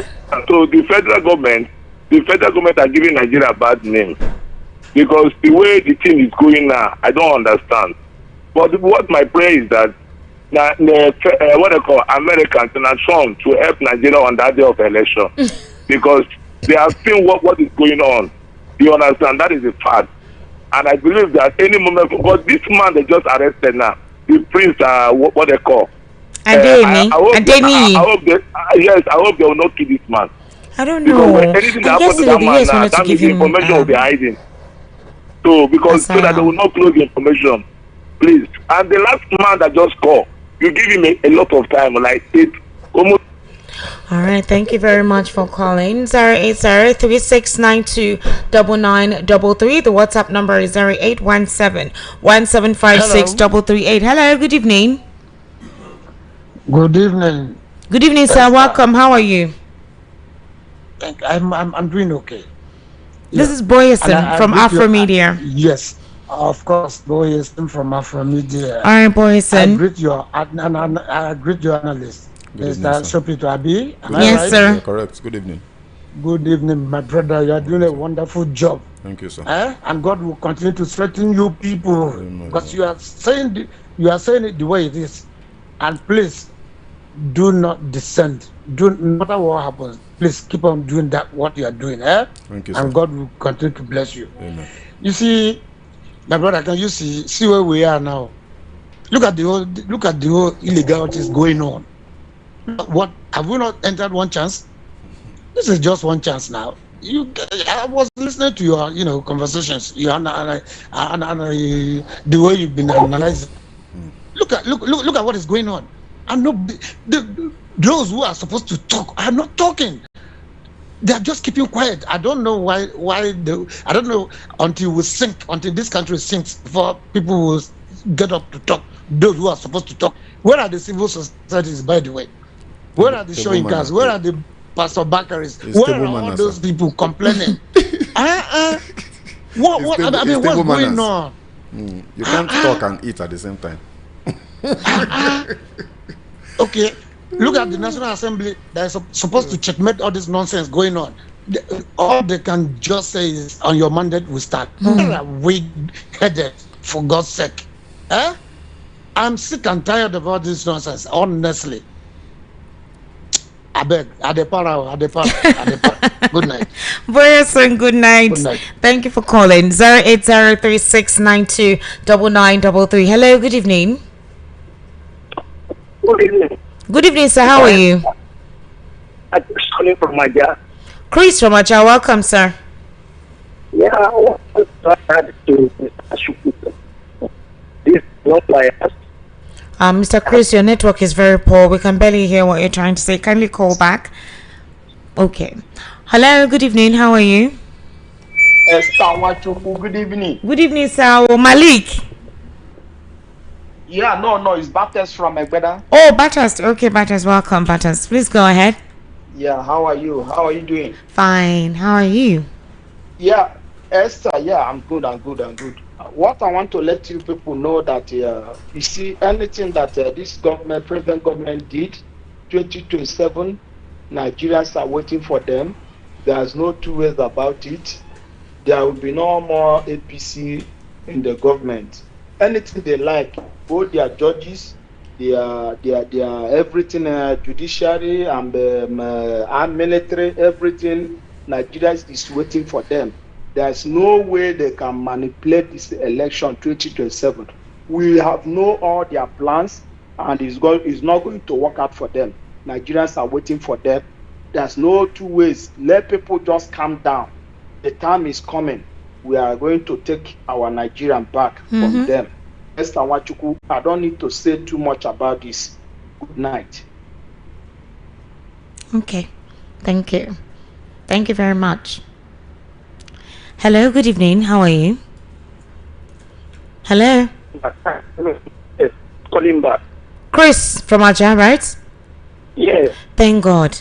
All right, please go ahead. You are doing a very wonderful job. Thank you very much, sir. And there's nothing else I can add more to Mr. Shukuto's submission. All on point. And the only thing is lamentation. The only thing is, how do we now get this system out of the way? Yeah. If they return, we are in trouble. I won't lie to you. I know what I'm talking about. Let me give you an example. They are talking of reducing this WAEC exam. Yeah. I have somebody close to me that is doing WAEC exam. I mean, supervising. I won't lie to you. Despite the money that the government is spending on them, in fact, we have to be going to the schools, to the homes of these children to go and bring them in. It's not, the issue is beyond the exam issues. Not to talk of the MEF they are talking about. As somebody in the university reading engineering is doing IT now. He's spending 2,000 naira to and for within the campus. For transportation now, like Federal University, and they are talking of NEFON. I won't lie to you. Corruption. Well, we've been paying through our nose. If I want to carry my motor out, 30 every day. How do I do it if you don't compromise? This system must not continue. I won't lie to you. The man has said a lot. And there is conspiracy theory about this, that. How will people not think that things are state managed? We are in the time of election. I'm telling you, people will put one and two. People are not done. Nigerians are not done. This thing. I appreciate all the effort of the people, all the efforts of our gallant soldiers and even the government, both national and the subnational. But the governor said they've been cooperating between the two of them. But all of this thing, the drum changed. So you media, please investigate why did the drum change. Why did the message change now that we have to be invited? I listened to Matube's invitation. It is not only UN. He said he called even the local. He said including. We know English again. Oh, good evening. All right. Thank you, Mr. Chris. Thank you so much for calling. All right. Hello. Good evening. Hello. Hello, good evening. Yes, good evening. How are you? What's your name? Hello, my name is Henry again. I'm calling you from United Kingdom, Esther. Henry from UK. Is this your first time? No, it's not my first time. I think I called last week. Okay. All right, Henry. Thank you for joining us. Please go ahead. Esther, I want to thank you again, and you are your wonderful guest. I came back from work and I decided to tune in, and I met you guys halfway, but I'll just contribute my own little quota. Right. Tinubu, if they told me that Buhari would be better than Tinubu, I would not believe. Like when Buhari said that Nigeria was going to miss him, I'm seeing it now. Buhari was the worst president, and Tinubu now is more worse than him. You have, coming to the issue of ADC, the registration, you have ADCs or maybe about 30 governors. What are you scared of? You don't want anyone to be on the ballot. You're just polarizing everywhere, like trying to be an emperor. What is wrong with this man? You have the judiciary, you have the INEC. You don't want anyone to be on the ballot, and everyone is keeping quiet. The next target is now NDC. If Atiku and every well-meaning Nigerians, even though I don't like Atiku, but what is happening should not be tolerated. People should rise up, because if Tinubu becomes the president come 2027, what Nigeria is witnessing today will be worse than a famine, and it's not fair. People are being kidnapped every day. Let me tell you, I have friends who send me messages every day in Nigeria. There are killings going on. What we see in the media is underreported. Do you know that people are being killed in Kogi State that media don't even have any coverage over? People are being killed, but the media don't even report all these things. We see them on social media. Not just social media. I have people back home that send video and say, my brother, in fact, there was someone that was kidnapped that I knew from Nigeria, and we paid ransom. But this news is not in the media. Yeah. This news is not in the media. It's the one that you see. So it's not really, we are not even happy with what is happening. I don't know. But I heard you when you said prayer. Yeah, I know you're a prayer. Me, I'm a Catholic, I pray. But Israel, Nigeria calls the God of Israel to come and rescue them, but Israel, they defend themselves. What is wrong with us? I believe in God, I believe in miracle, but help those who help themselves. God cannot come down and save Nigeria. Never. I have stopped praying for Nigeria. Ew. We used to pray for Nigeria in distress. We've been praying for Nigeria in distress as Catholics for decades. What's happening? Nigeria is even in coma since we started doing that prayer. So what is happening? So there are fights that are left for human beings, not God. God will do it all. But we keep on, that's why they use religion to deceive us. I'm a Christian and I cannot deny the existence of God.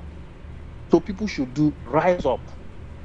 Nigeria can never be better if people don't revolt, like proper revolution. But I will just hang up for now. I don't want to speak long, but maybe next Thank time. you very much, Mr. Henry. Thank you for much. calling. All right. Hello, good evening. Turn down the volume of your radio, please. Yeah, good evening, Esther Wachupu. Good evening, sir. Welcome. Good evening, and I greet your guest in the studio. Thank you very much, sir. What's your name?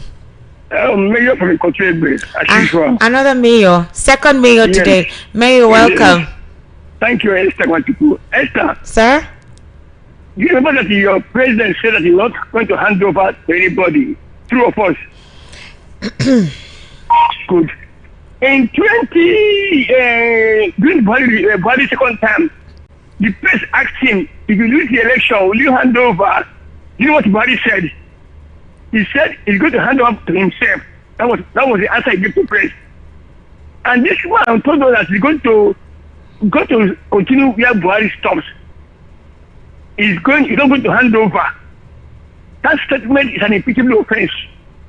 That statement is here, but we don't know. He's not going to hand over. What does that mean? That means whether we like it or don't like it, he must continue in the office. There's nothing we can do. See, let me tell you, Esther, my sister, our vote, take it or leave it, will not count. This man is depending on judiciary and INEC. That is his hope. And they must do his bidding. Nobody can get him. Nobody can get him. What happened in Lagos State when Obasa was impeached? What happened? He ordered them to take him back. He was impeached. Nobody with full due process. What happened? He ordered them. Am I even call a Democrat?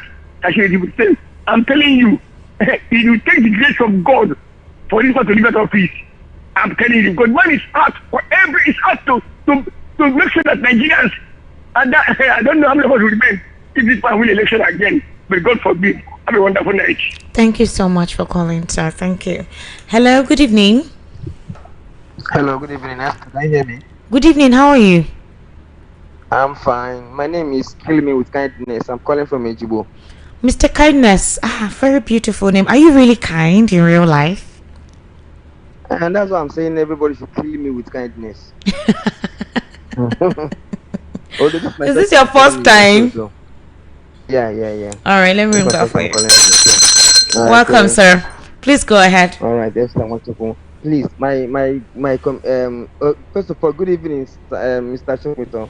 Okay. I'm greeting you. Okay. He has been doing a very marvelous job. Then, secondly, 2019, that was when I served in Enugu as a core member.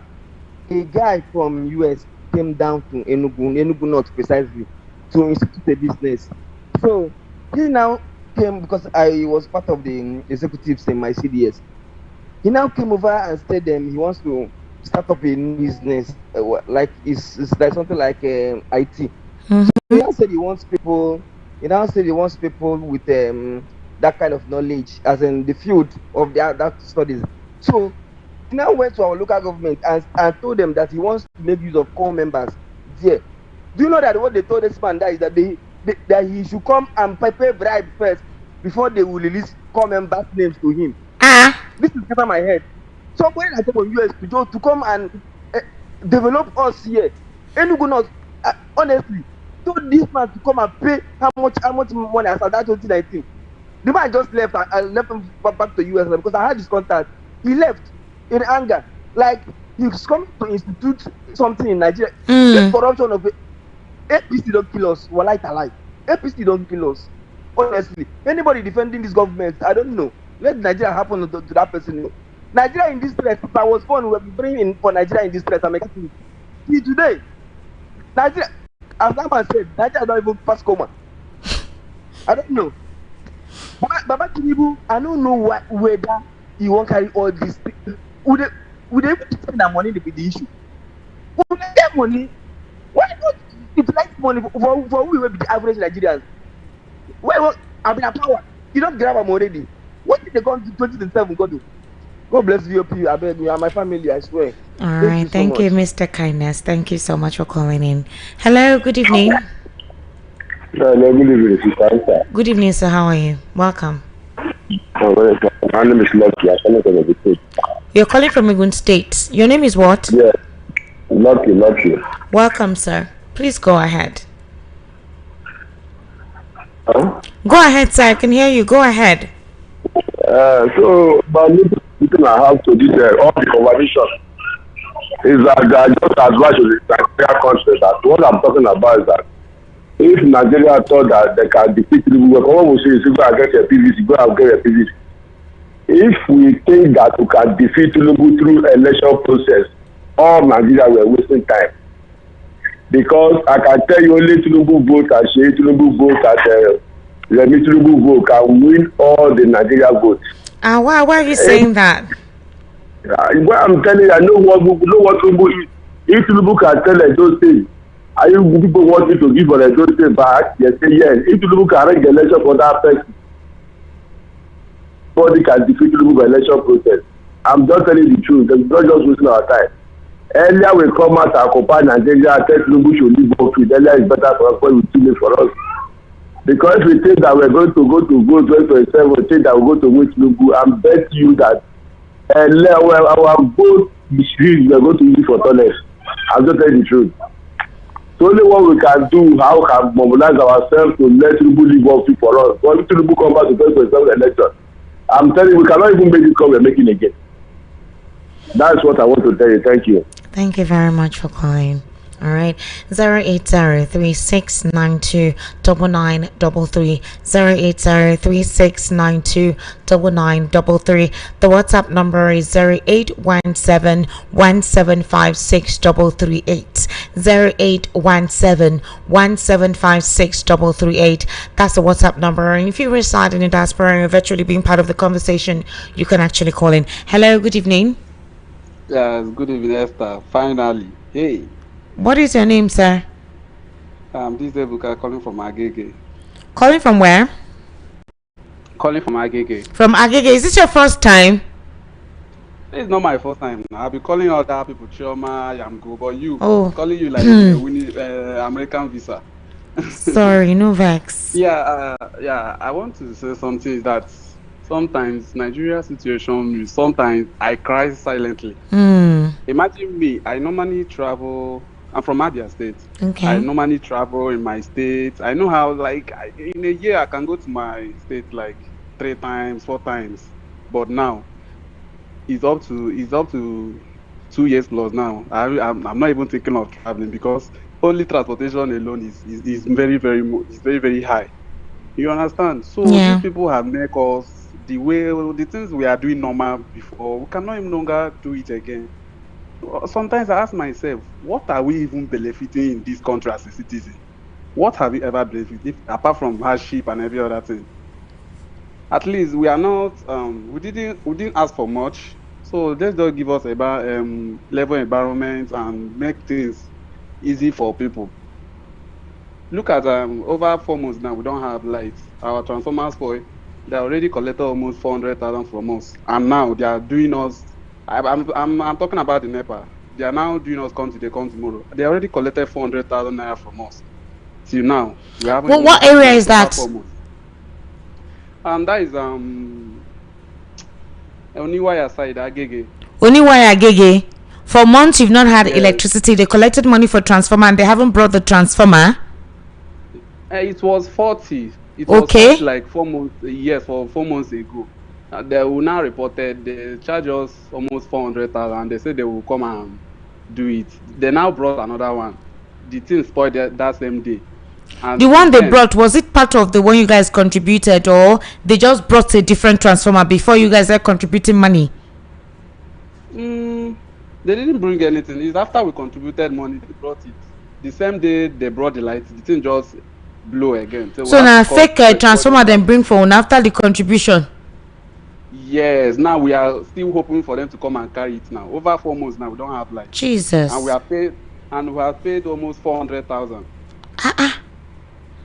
So that is what we are passing through. That is what we are passing through. God will help us. You don't have CDA. You don't have those CDA that would go and push for this, despite the fact that you've contributed 400,000. It's something that the government is even meant to provide. No, but nothing. So we have been going to the office. They will be doing us today, tomorrow, and we don't know. We already lost hope. God will save us. Thank you for answering my. Thank you so much. All right, thank you for calling, but that's not how it's supposed to be. He keeps on saying God will save us. 4 months. Agege awoyaya. NEPA, what is the problem now? I be PHCN. If they have paid 400,000 naira, why are you delaying in providing them the transformer? You brought a transformer that is fake. But this is all shades of wrong, man. This is all shades of wrong. Hello, good evening. Hello, good evening. Good evening, sir. How are you? Turn down the volume of your radio. Okay, I'm coming. Let me do that. Can you hear me properly right now? Yes, I can hear you. Welcome. What's your name? Yeah, please. I just have a little complaint. I want to complain to you right now. Okay. Yeah, I'm calling from Mafoluku Oshodi. Okay. There is a issue between me and my landlord, which says that I should not park inside the compound anymore. And my rent just due a few days back, on the 30th of last month, which is due about 14 days back. Go ahead, I'm listening. And I went to the station to report the case because of he's a famous person, and I don't know, maybe he give those police money. He did not pay attention. So up to this moment, my car is still outside. Meanwhile, I'm paying. I mean, my rent just due. He is the one that said I should not renew my rent anymore. Since you know that I should not renew my rent anymore, you don't need to be threatening me. Even though the last time when we were in court, he was threatening in the presence of police. In the presence of police, that he will beat me, he will kill me. He's an European. He will do me bad and will run away. I'm sorry. What he wants you to leave his compound? Yes. Okay. When did he give you quit notice? He just gave me 7 days quit notice on the 3. The following day, he told me that I should not put my car inside the compound. Hold on. He gave you quit notice 7 days on the 3rd of July? Yes, on the 3rd of this July, this particular month. It doesn't make sense. How can you give somebody 7 days to leave? Why? What happened? Just like that? Have you guys been having altercations? Have you been fighting before now? No. Actually, the last time he asked me to leave, but later we settled. He collected 1 year. That 1 year ended last week on the 30th. Okay. So that on the first, the following day, on the first, which is on the first, he went to the, I received a call from police station that my landlord came here, and I went there the following day, and in the presence of the police, when they are trying to settle the matter, he was threatening seriously. Actually, he don't know I have the recording of that voice message. Okay, now, what did the police say? What was the conclusion at the police station? You know, that day the police was telling him that to give me a 7 days quick notice. How can they give you 7 days quick notice? It doesn't work like that. Is the matter in court? No. I think you should get a lawyer. You can't give somebody 7 days to leave a compound where there is no place for the person to go. It doesn't work like that now. There are laws to these things now. It doesn't make sense. Even if it's your property, agreed. But give the person time to leave. Even if it is a 3 months. At least 3 months to leave. What is 7 days? Where? In this Lagos? Where doesn't want you to get house in 7 days? I don't know. Do you have a lawyer? No. You need to get a lawyer, sir. Please. Okay. You need to get a lawyer, and if there is a possibility of somewhere or someone you can call to help to see where you can stay, because for him to threaten you, I'm actually afraid that he could do anything. He could, I don't know, he could conspire and something, anything that will force you to leave the house. What state are you from? I'm from Ogun State. Is your landlord a Yoruba person as well? Yes. Why now? So what is the meaning of this? Ha. Now, wow. What area is that? That is Oshodi. Mafoluku Oshodi. What? Yes. Okay. I'm going to take your phone number now. Do you have your landlord's phone number? Yes. I'm going to... Okay. Can you send me a WhatsApp message? Let me see if I can call him, at least, just not for anything, just to find out what is wrong and why things cannot be done amicably. I don't know if you're okay with that. No problem. Okay. All right. So I'm gonna send you a message, my number. Okay. Yes, I've taken note of the number now. What's your name? My name is Semiu. All right. Yes. So I'm gonna send you a message. You will send me his number, and I will call him. But in the meantime, please, Mr. Semi, you try and get a lawyer. No matter, just get a lawyer, please. It's very important, okay? Even though right now I've made up my mind, tomorrow I'm parking inside that compound. Whatever it's going to take, I'm ready to give. Whatever, because it doesn't have right. I'm a tenant and I'm a vulnerable tenant, so you don't have right to just threaten me anyhow. Where did you park your car down? Outside since last week, since on the 3rd. It's dangerous. They could actually come and harvest your car. Okay, but just be careful. I'm going to send you a message, all right?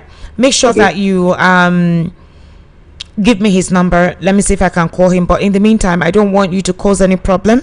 I don't want any situation where they could say it's your fault. But try and engage a lawyer, all right? Please. Okay. Thank you very much, sir. God bless you. I'll speak with you after the show. Well, thank you very much. All right, well done, Mr. Semi.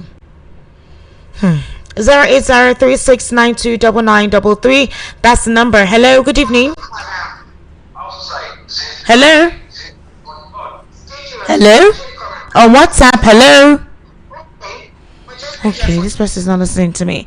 Hello, good evening. How are you? I'm just good evening now. Good evening, sir. Welcome. What's your name? This is Mr. Chudi from Nigeria. Welcome, sir. Thank you very much. How are you, sir? I'm very cool, and you? I'm fine, sir. Is this your first time? Yes. All right. Welcome, sir. Thank you for joining us today. Thank you very much. God bless you. You're welcome. Please, firstly, before I tell you the reason why I called, I didn't know how you people would do it, but for my area in Ibet, Lekki, it's very hard to get a GOP there. So, engineer, where is the place? Ibeju Lekki, no signal. No signal. I've tried several times to get to always connect the GOP, even to the station, just to listen to the station. Okay. So all right. Over there. Okay. So please, my reason for calling now is based on what the analyst, Mr. Shegu, said about the coastal road. Okay. They are suffering so much there. I want you to use your office and call on the attention of the Lagos State government and the Minister of Works himself. The coastal road is a federal government project. Okay. okay, Engineer David Umai. We are both from the same place. Please let him come to our rescue. I've lived in that houses for over 7 years. I've not had the experience I'm having currently now. The level of flood this year, I mean, since last week, Monday, this approximately 2 weeks, we've been in swamp. The water has covered the whole of our areas. As a matter of so many buildings have collapsed. The whole of the area is flooded. So many have vacated their place because of flood. Flood has taken over everywhere for over 2 weeks now in Ibeji. To Alatishe, to be precise, that's where I live. Alatishe, Baba Adisa, Alang, down to Leseko and Elemora and the Green Light Estate and all that. The whole of that axis is covered with flood. For over 2 weeks now, children has not gone to school. Jesus. The whole of schools in that area was totally shut down because there is no access for children to go to school. The level of water can swallow up part of 12 years for you to know and understand the level of what I'm talking about. The whole of the building in that area, okay, like upstairs, the downstairs will be covered with water. It's just the up one that the water level will not get up to. So the whole of that area is totally submerged with flood. The reason is because of that coastal road. Ever before now, we've not experienced a thing like this. And you can remember last year, during this period last year, June, July, August, it was not raining heavy like this. The weather last year was a little bit hot. Throughout this period, it has been raining all over. And the flood there is massive. My sister, I'm telling you, please, use your office. I didn't know how you people would talk to them for them to hear. People are dying there. There is no way for people to go out and fend for themselves.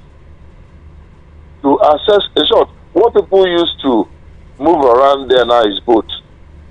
Yeah, I saw that. There is no access of motor to pass from place to place. It's not possible anywhere. Please.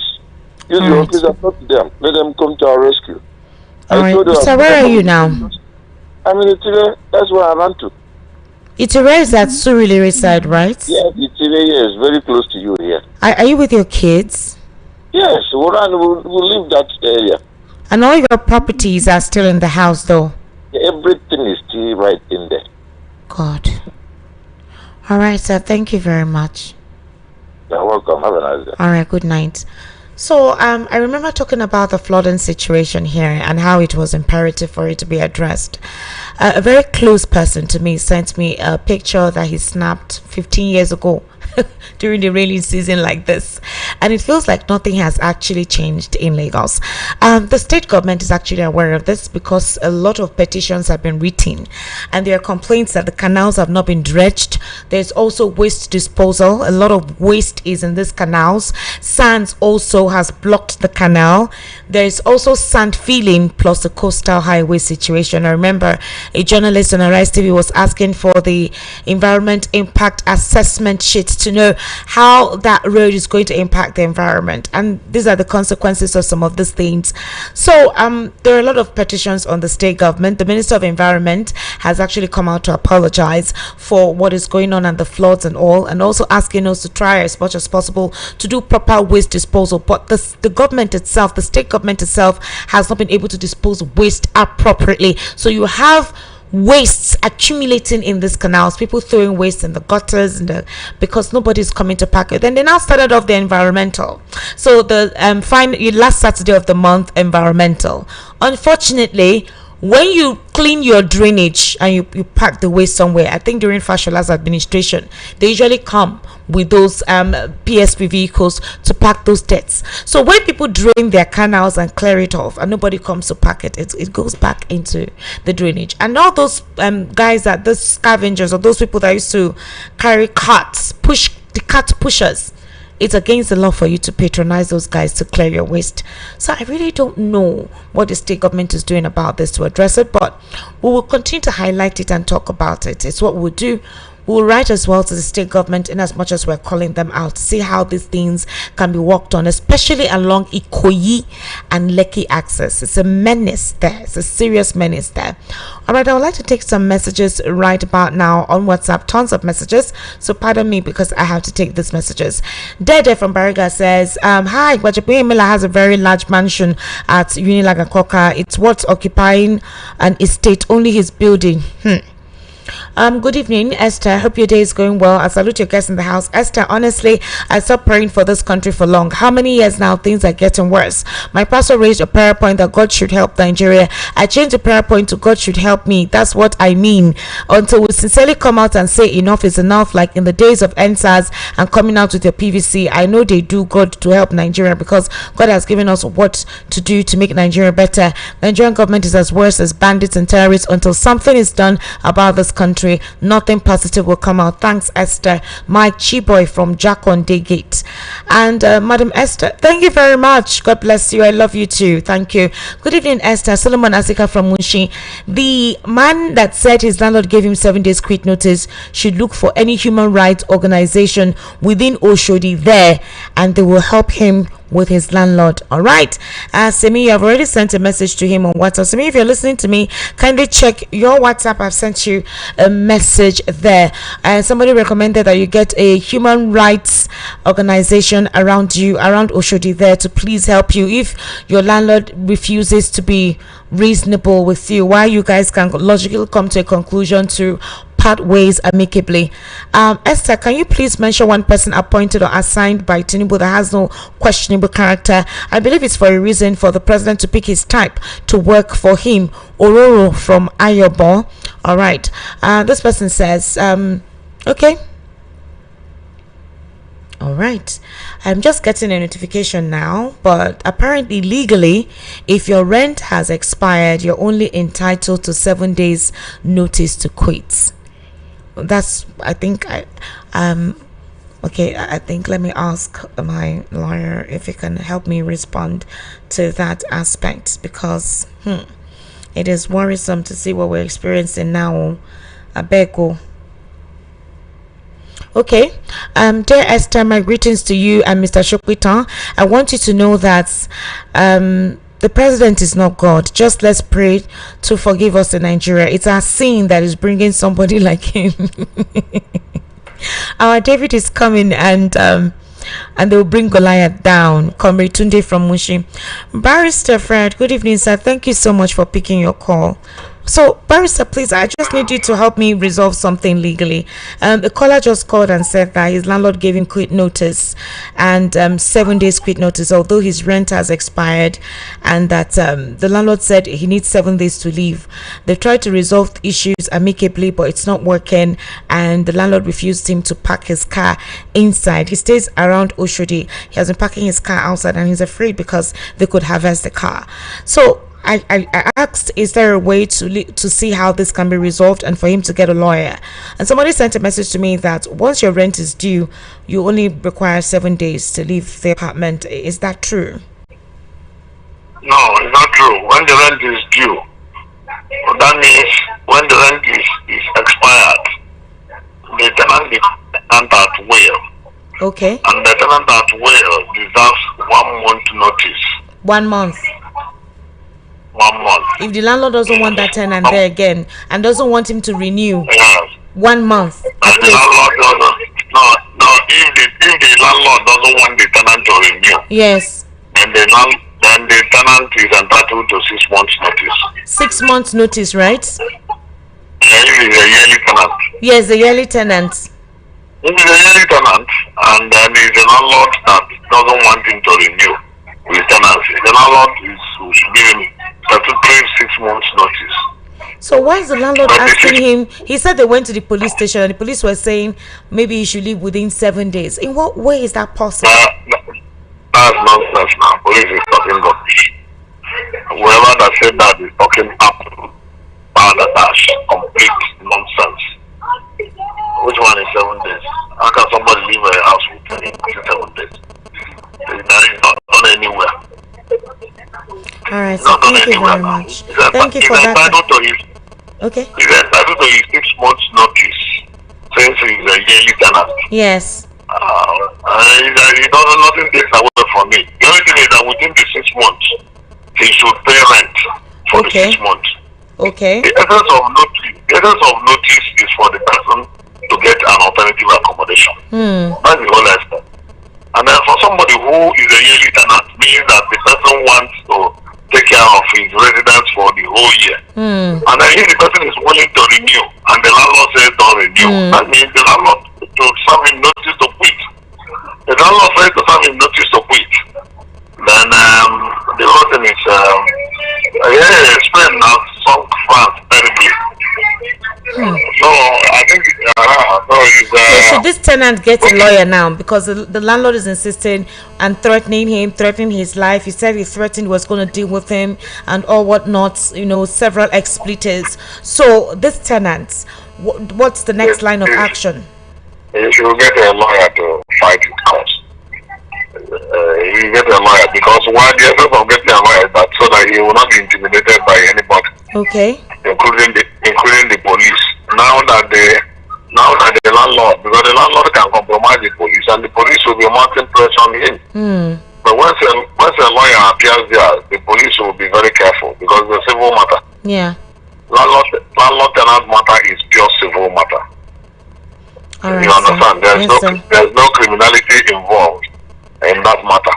The only thing is that if he doesn't have money to get a lawyer, he can go to office of the public defender.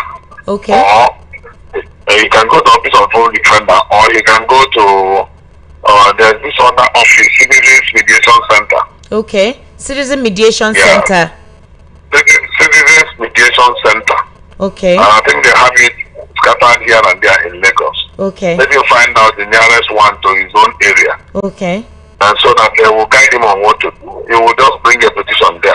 Okay. They will invite the landlord. Okay. You understand? It's a quasi judicial establishment that handles issues like that. Okay. Then if he doesn't go there, he can go to office of the public defender. That one is at Ikorodu Road. They have their headquarters at Ikorodu Road. Okay.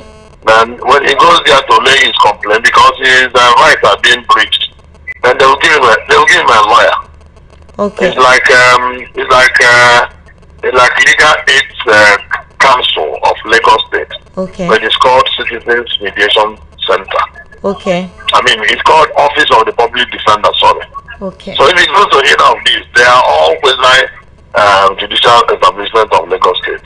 Okay. He goes to any of those, and he can even go to both, because it will not cost him anything. All right, sir. Thank you very much, sir. But if he has money to get a lawyer, let him get a lawyer that will fire that landlord, and the landlord will be very careful. All right, sir. Thank you so much, Barrister Frank. I sincerely do appreciate you responding on time. Thank you very much. Semi, I'm sure you heard what the barrister said. If you're listening, please go to Office of the Public Defender or any Citizen Mediation Center along Oshodi to help you with this matter. You write a petition, your landlord will be invited. But I will try my best to call and see how we could plead and beg him to please be merciful. No matter how he feels towards you, at least if not 6 months, 3 months. You guys don't know how bad it is. It's not easy to get house in Lagos. So hey, Jesus Christ. It's a story for another day. To get house accommodation, Kai. All right. Good evening, Esther and the guest. Esther, you guys keep telling us to go and get your PVC. Are you aware of that over 70% of Igbo voters will be disenfranchised in January 2027. We usually travel for Xmas and New Year, and we usually come back around February. So what is the need of our PVC come 2027? Are you saying why election was slated for January? Donjo from Ijesha. Donjo, if you can transfer, if you can do swap to your states for the elections, no wahala. Otherwise, it means you stay back home. I think that's what it means. Okay. Good evening, I'm Engineer Ayinde Morif. Esther, I disagree with your guest and you on the alleged strangulation of the opposition by the ruling party. Fact is that the opposition party's operators are very lazy and clueless. They are not failed at governance and also failed woefully in opposition. The opposition figure are clueless in their duties as opposition. I don't want you to expect is that the ruling party and the president should just stand akimbo watching the opposition to come defeat them. It's the opposition figures that should get their acts right. Whereas when the sitting president and his party were in opposition, they did not have it easy like many of you would want us believe. It's on record that President Tinubu was charged and taken to court by ex-president Goodluck Jonathan and his government under PDP. Tinubu was dragged before Code of Conduct Bureau on money laundering charges. When this happened, Tinubu did not resort to whipping up public sentiment. He rather stood before the court, standing in witness court, and won all the charges against him, discharged and acquitted. I also remember that Goodluck Jonathan's government and his PDP actually registered a fictitious APC alongside original APC by Tinubu and Co. with intention to ensure that correct APC was not registered and created confusion. It took APC figures' virility and astutness then to see that it's their own APC that was registered. So it's totally wrong to say the current figures in the ruling party has it so seamless and that the people in opposition now while in power did not do a thing to frustrate those in power now. All right, Engineer Ayinde Morif, well done. Good evening, Esther. How was your day? What is happening around the president currently is a serious thing. The president and Baja are supposed to step aside for proper investigations. Different allegations are just coming up around APC's regime. It's very worrisome, and I'm now ashamed of what is happening around the presidency. It's worrisome. May the Lord intervene for us. Thanks, Esther, and good night. Good night to you. You didn't tell us your name, sir. Shade from Bariga. Okay, Shade from Bariga. Well done. We dey pray, it dey show you see from Shasha. Okay. Good evening, Esther. If the DME agency is fake, it means 2026 budget is fake. Pastor Emmanuel from Ali Mosho. Good evening, Esther. In 2023 presidential election, only 25% of Yoruba Southwest voted for Tinubu, whilst over 90% of Igbo Southeast voted for Peter Obi. It beats my imaginations that most of your callers regard Yoruba as tribalists, despite their 25% mark for Tinubu, whilst the Igbos with their over 90% for Peter Obi are the nationalists. Also, Tinubu did not say our local but said Emi local, and he only spoke in Yoruba, addressing the APC supporters and not Nigerians, begging them to vote for him at the APC primary election. Daily from Ikorodu. Good evening, Queen Esther and Chief Shopita. Please, will this president use a first certificate of both the school he attended before its establishment and the Chicago one to present to INEC? Two, doesn't mean only Nigerian president has the right to sure Olodi from okay okay, it is well. Good evening. Correction is Delegiwa, not Re-Ekpo. Sunday, Tedinjai Sangota. Sorry, Dalo. Okay, yes, I told him about your correction. Nothing I dislike than conspiracy gossip. Those saying Baja issue was orchestrated by Tinubu to remove him sounds ridiculous. What type of brain does he have to sit and write such scripts, then hand it over to a so-called Prince Adewale to act, all in the name to remove one Baja he can easily sack? Does it even make sense? Same was said of Obasa. At the end, he was returned. At the end, was he not returned by same Tinubu who was mad at his removal? Baja's cup is full. A man whose name keeps coming up in fraudulent conducts would meet his end someday. Who are the so-called some people? Do you share same sentiment? Because it's very rare to ask Mr. Shegun if Mr. Tinubu is a Yoruba president. Does that make every Yoruba person his fan? Anyone who sees and questions things from such a view has a terrible mindset. These stereotypes annoy me, even if I have no alliance with the tribes going at each other. The insensitive Twitter comments you talk about are done by both tribes, posting photos and comments insulting each other on social media, unless one chooses to play blind. Tay, All right, it was just to correct these narratives. We have these conversations to correct certain narratives that it is not what these narratives stipulate. Esther, your guest has made a good point there. Tinubu is a good politician, but governance zero. Look what is happening in the presidency. No transparency and accountability in all their dealings. That's so bad. Eheme from Ago. Okay, I think I've read this message. Good evening, Esther, Mr. Shagun. Also like listening to your show at my place of work, but no VOP signal in Victoria Island. Franca from Ojo. Engineer, no signal in Victoria Island. Franca from Ojo. Stop this lamentation. A revolution is long overdue in Nigeria. APC and its leadership has ruined this country completely, and we're looking at them. Please stop the lamentation. Let us join hands together to chase away this APC for good. What's your name? Billy from Ikotun. Good evening, Esther and your guest. Esther, I said it before that paybacks can never fight corruption. The administration is riddled with scandals from every angle. I agree with your guest on Umar here, because almost all the government appointees are above the law. Otherwise, by now, the security agents should have called him for questioning. This is very unfortunate. May God help Nigeria. Online chief from Ayobo. Good evening from Adeyemi Kamari from Banana Island, Lagos. Since 2022, the set of opposition Nigeria had a group of people that shouldn't even be allowed to lead a village, not to talk of town. When these guys display their impunity, they and the law catch up with them. They'll blame Tinubu. From Chudo, good evening, Esther. We're talking about how Mr. President handled the national anthem. He's now doing the same thing with the state police. The citizens are not carried along, and no town halls for the state police, and the governors, which are mostly APC, might use it to suppress political oppositions. Esther, good evening. The only option deemed honorable to the president on the so-called fake agency is for Mr. Femi Gbaja to resign immediately from his post. The perception of some people on this scandal is very worrisome and negative to the government. Noah from Igondo. Good evening, everyone in the house. All right. Okay. Thank you so much. Good evening, Esther. Much on the guests in the studio. I'm Mayor from Ikotun. Esther, the only hope of Tinubu and the followers is to return to Aso Rock come 2027 is through INEC and the judiciary, not the masses. All right. Good evening, Esther and Mr. Shopito. May God bless you and the entire VOP crew for all your good work. Baja is too loyal to the president. I know there is no job he'll be carried along without letting the president know about it. Therefore, all these things are not accusations. The president is aware, which he also gave his approval. Lady T from Surulere. Good evening, Esther. To the notice of your guest speaker, the guy assassinated by Ibrahim Babangida's era was Delegewa, the editor-in-chief of Newswatch newspaper. God bless you all for a job well done. Akaniro Kingsley from Yaba. Thank you, Akaniro Kingsley. Ogechi Onwubu Ojo says, good evening, Esther Shukita. I have a feeling that if Mr. Baja is touched by the president, he will spill some hidden beans surrounding the person of my president. Okay, Esther, let me tell you this: Tinubu will never employ anybody that is clean in his government. The best set of people he likes to work with are those who have baggages, which he can use to keep them loyal to him. That's why you see all of them dancing to his tune. Any of them should try prove stubborn. EFCC will open their corruption file. Esther, if you don't have any corruption case, you can't be in Tinubu's government. Madu Francis from Ilupeju. Okay. All right. Good evening, Esther and Mr. Shagun Shopita.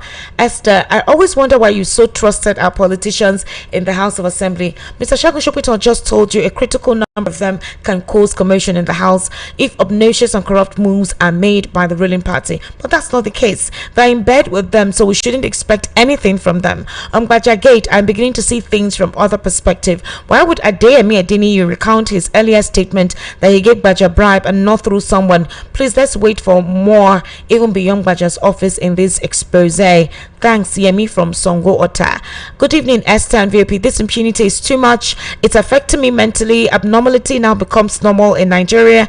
Okay, look at the stain, Esther, and yet Gbaja will not step down for proper investigation. This can only happen in Nigeria. Nigeria will not have justice on this case. Irikefe from Iyan Gbaja.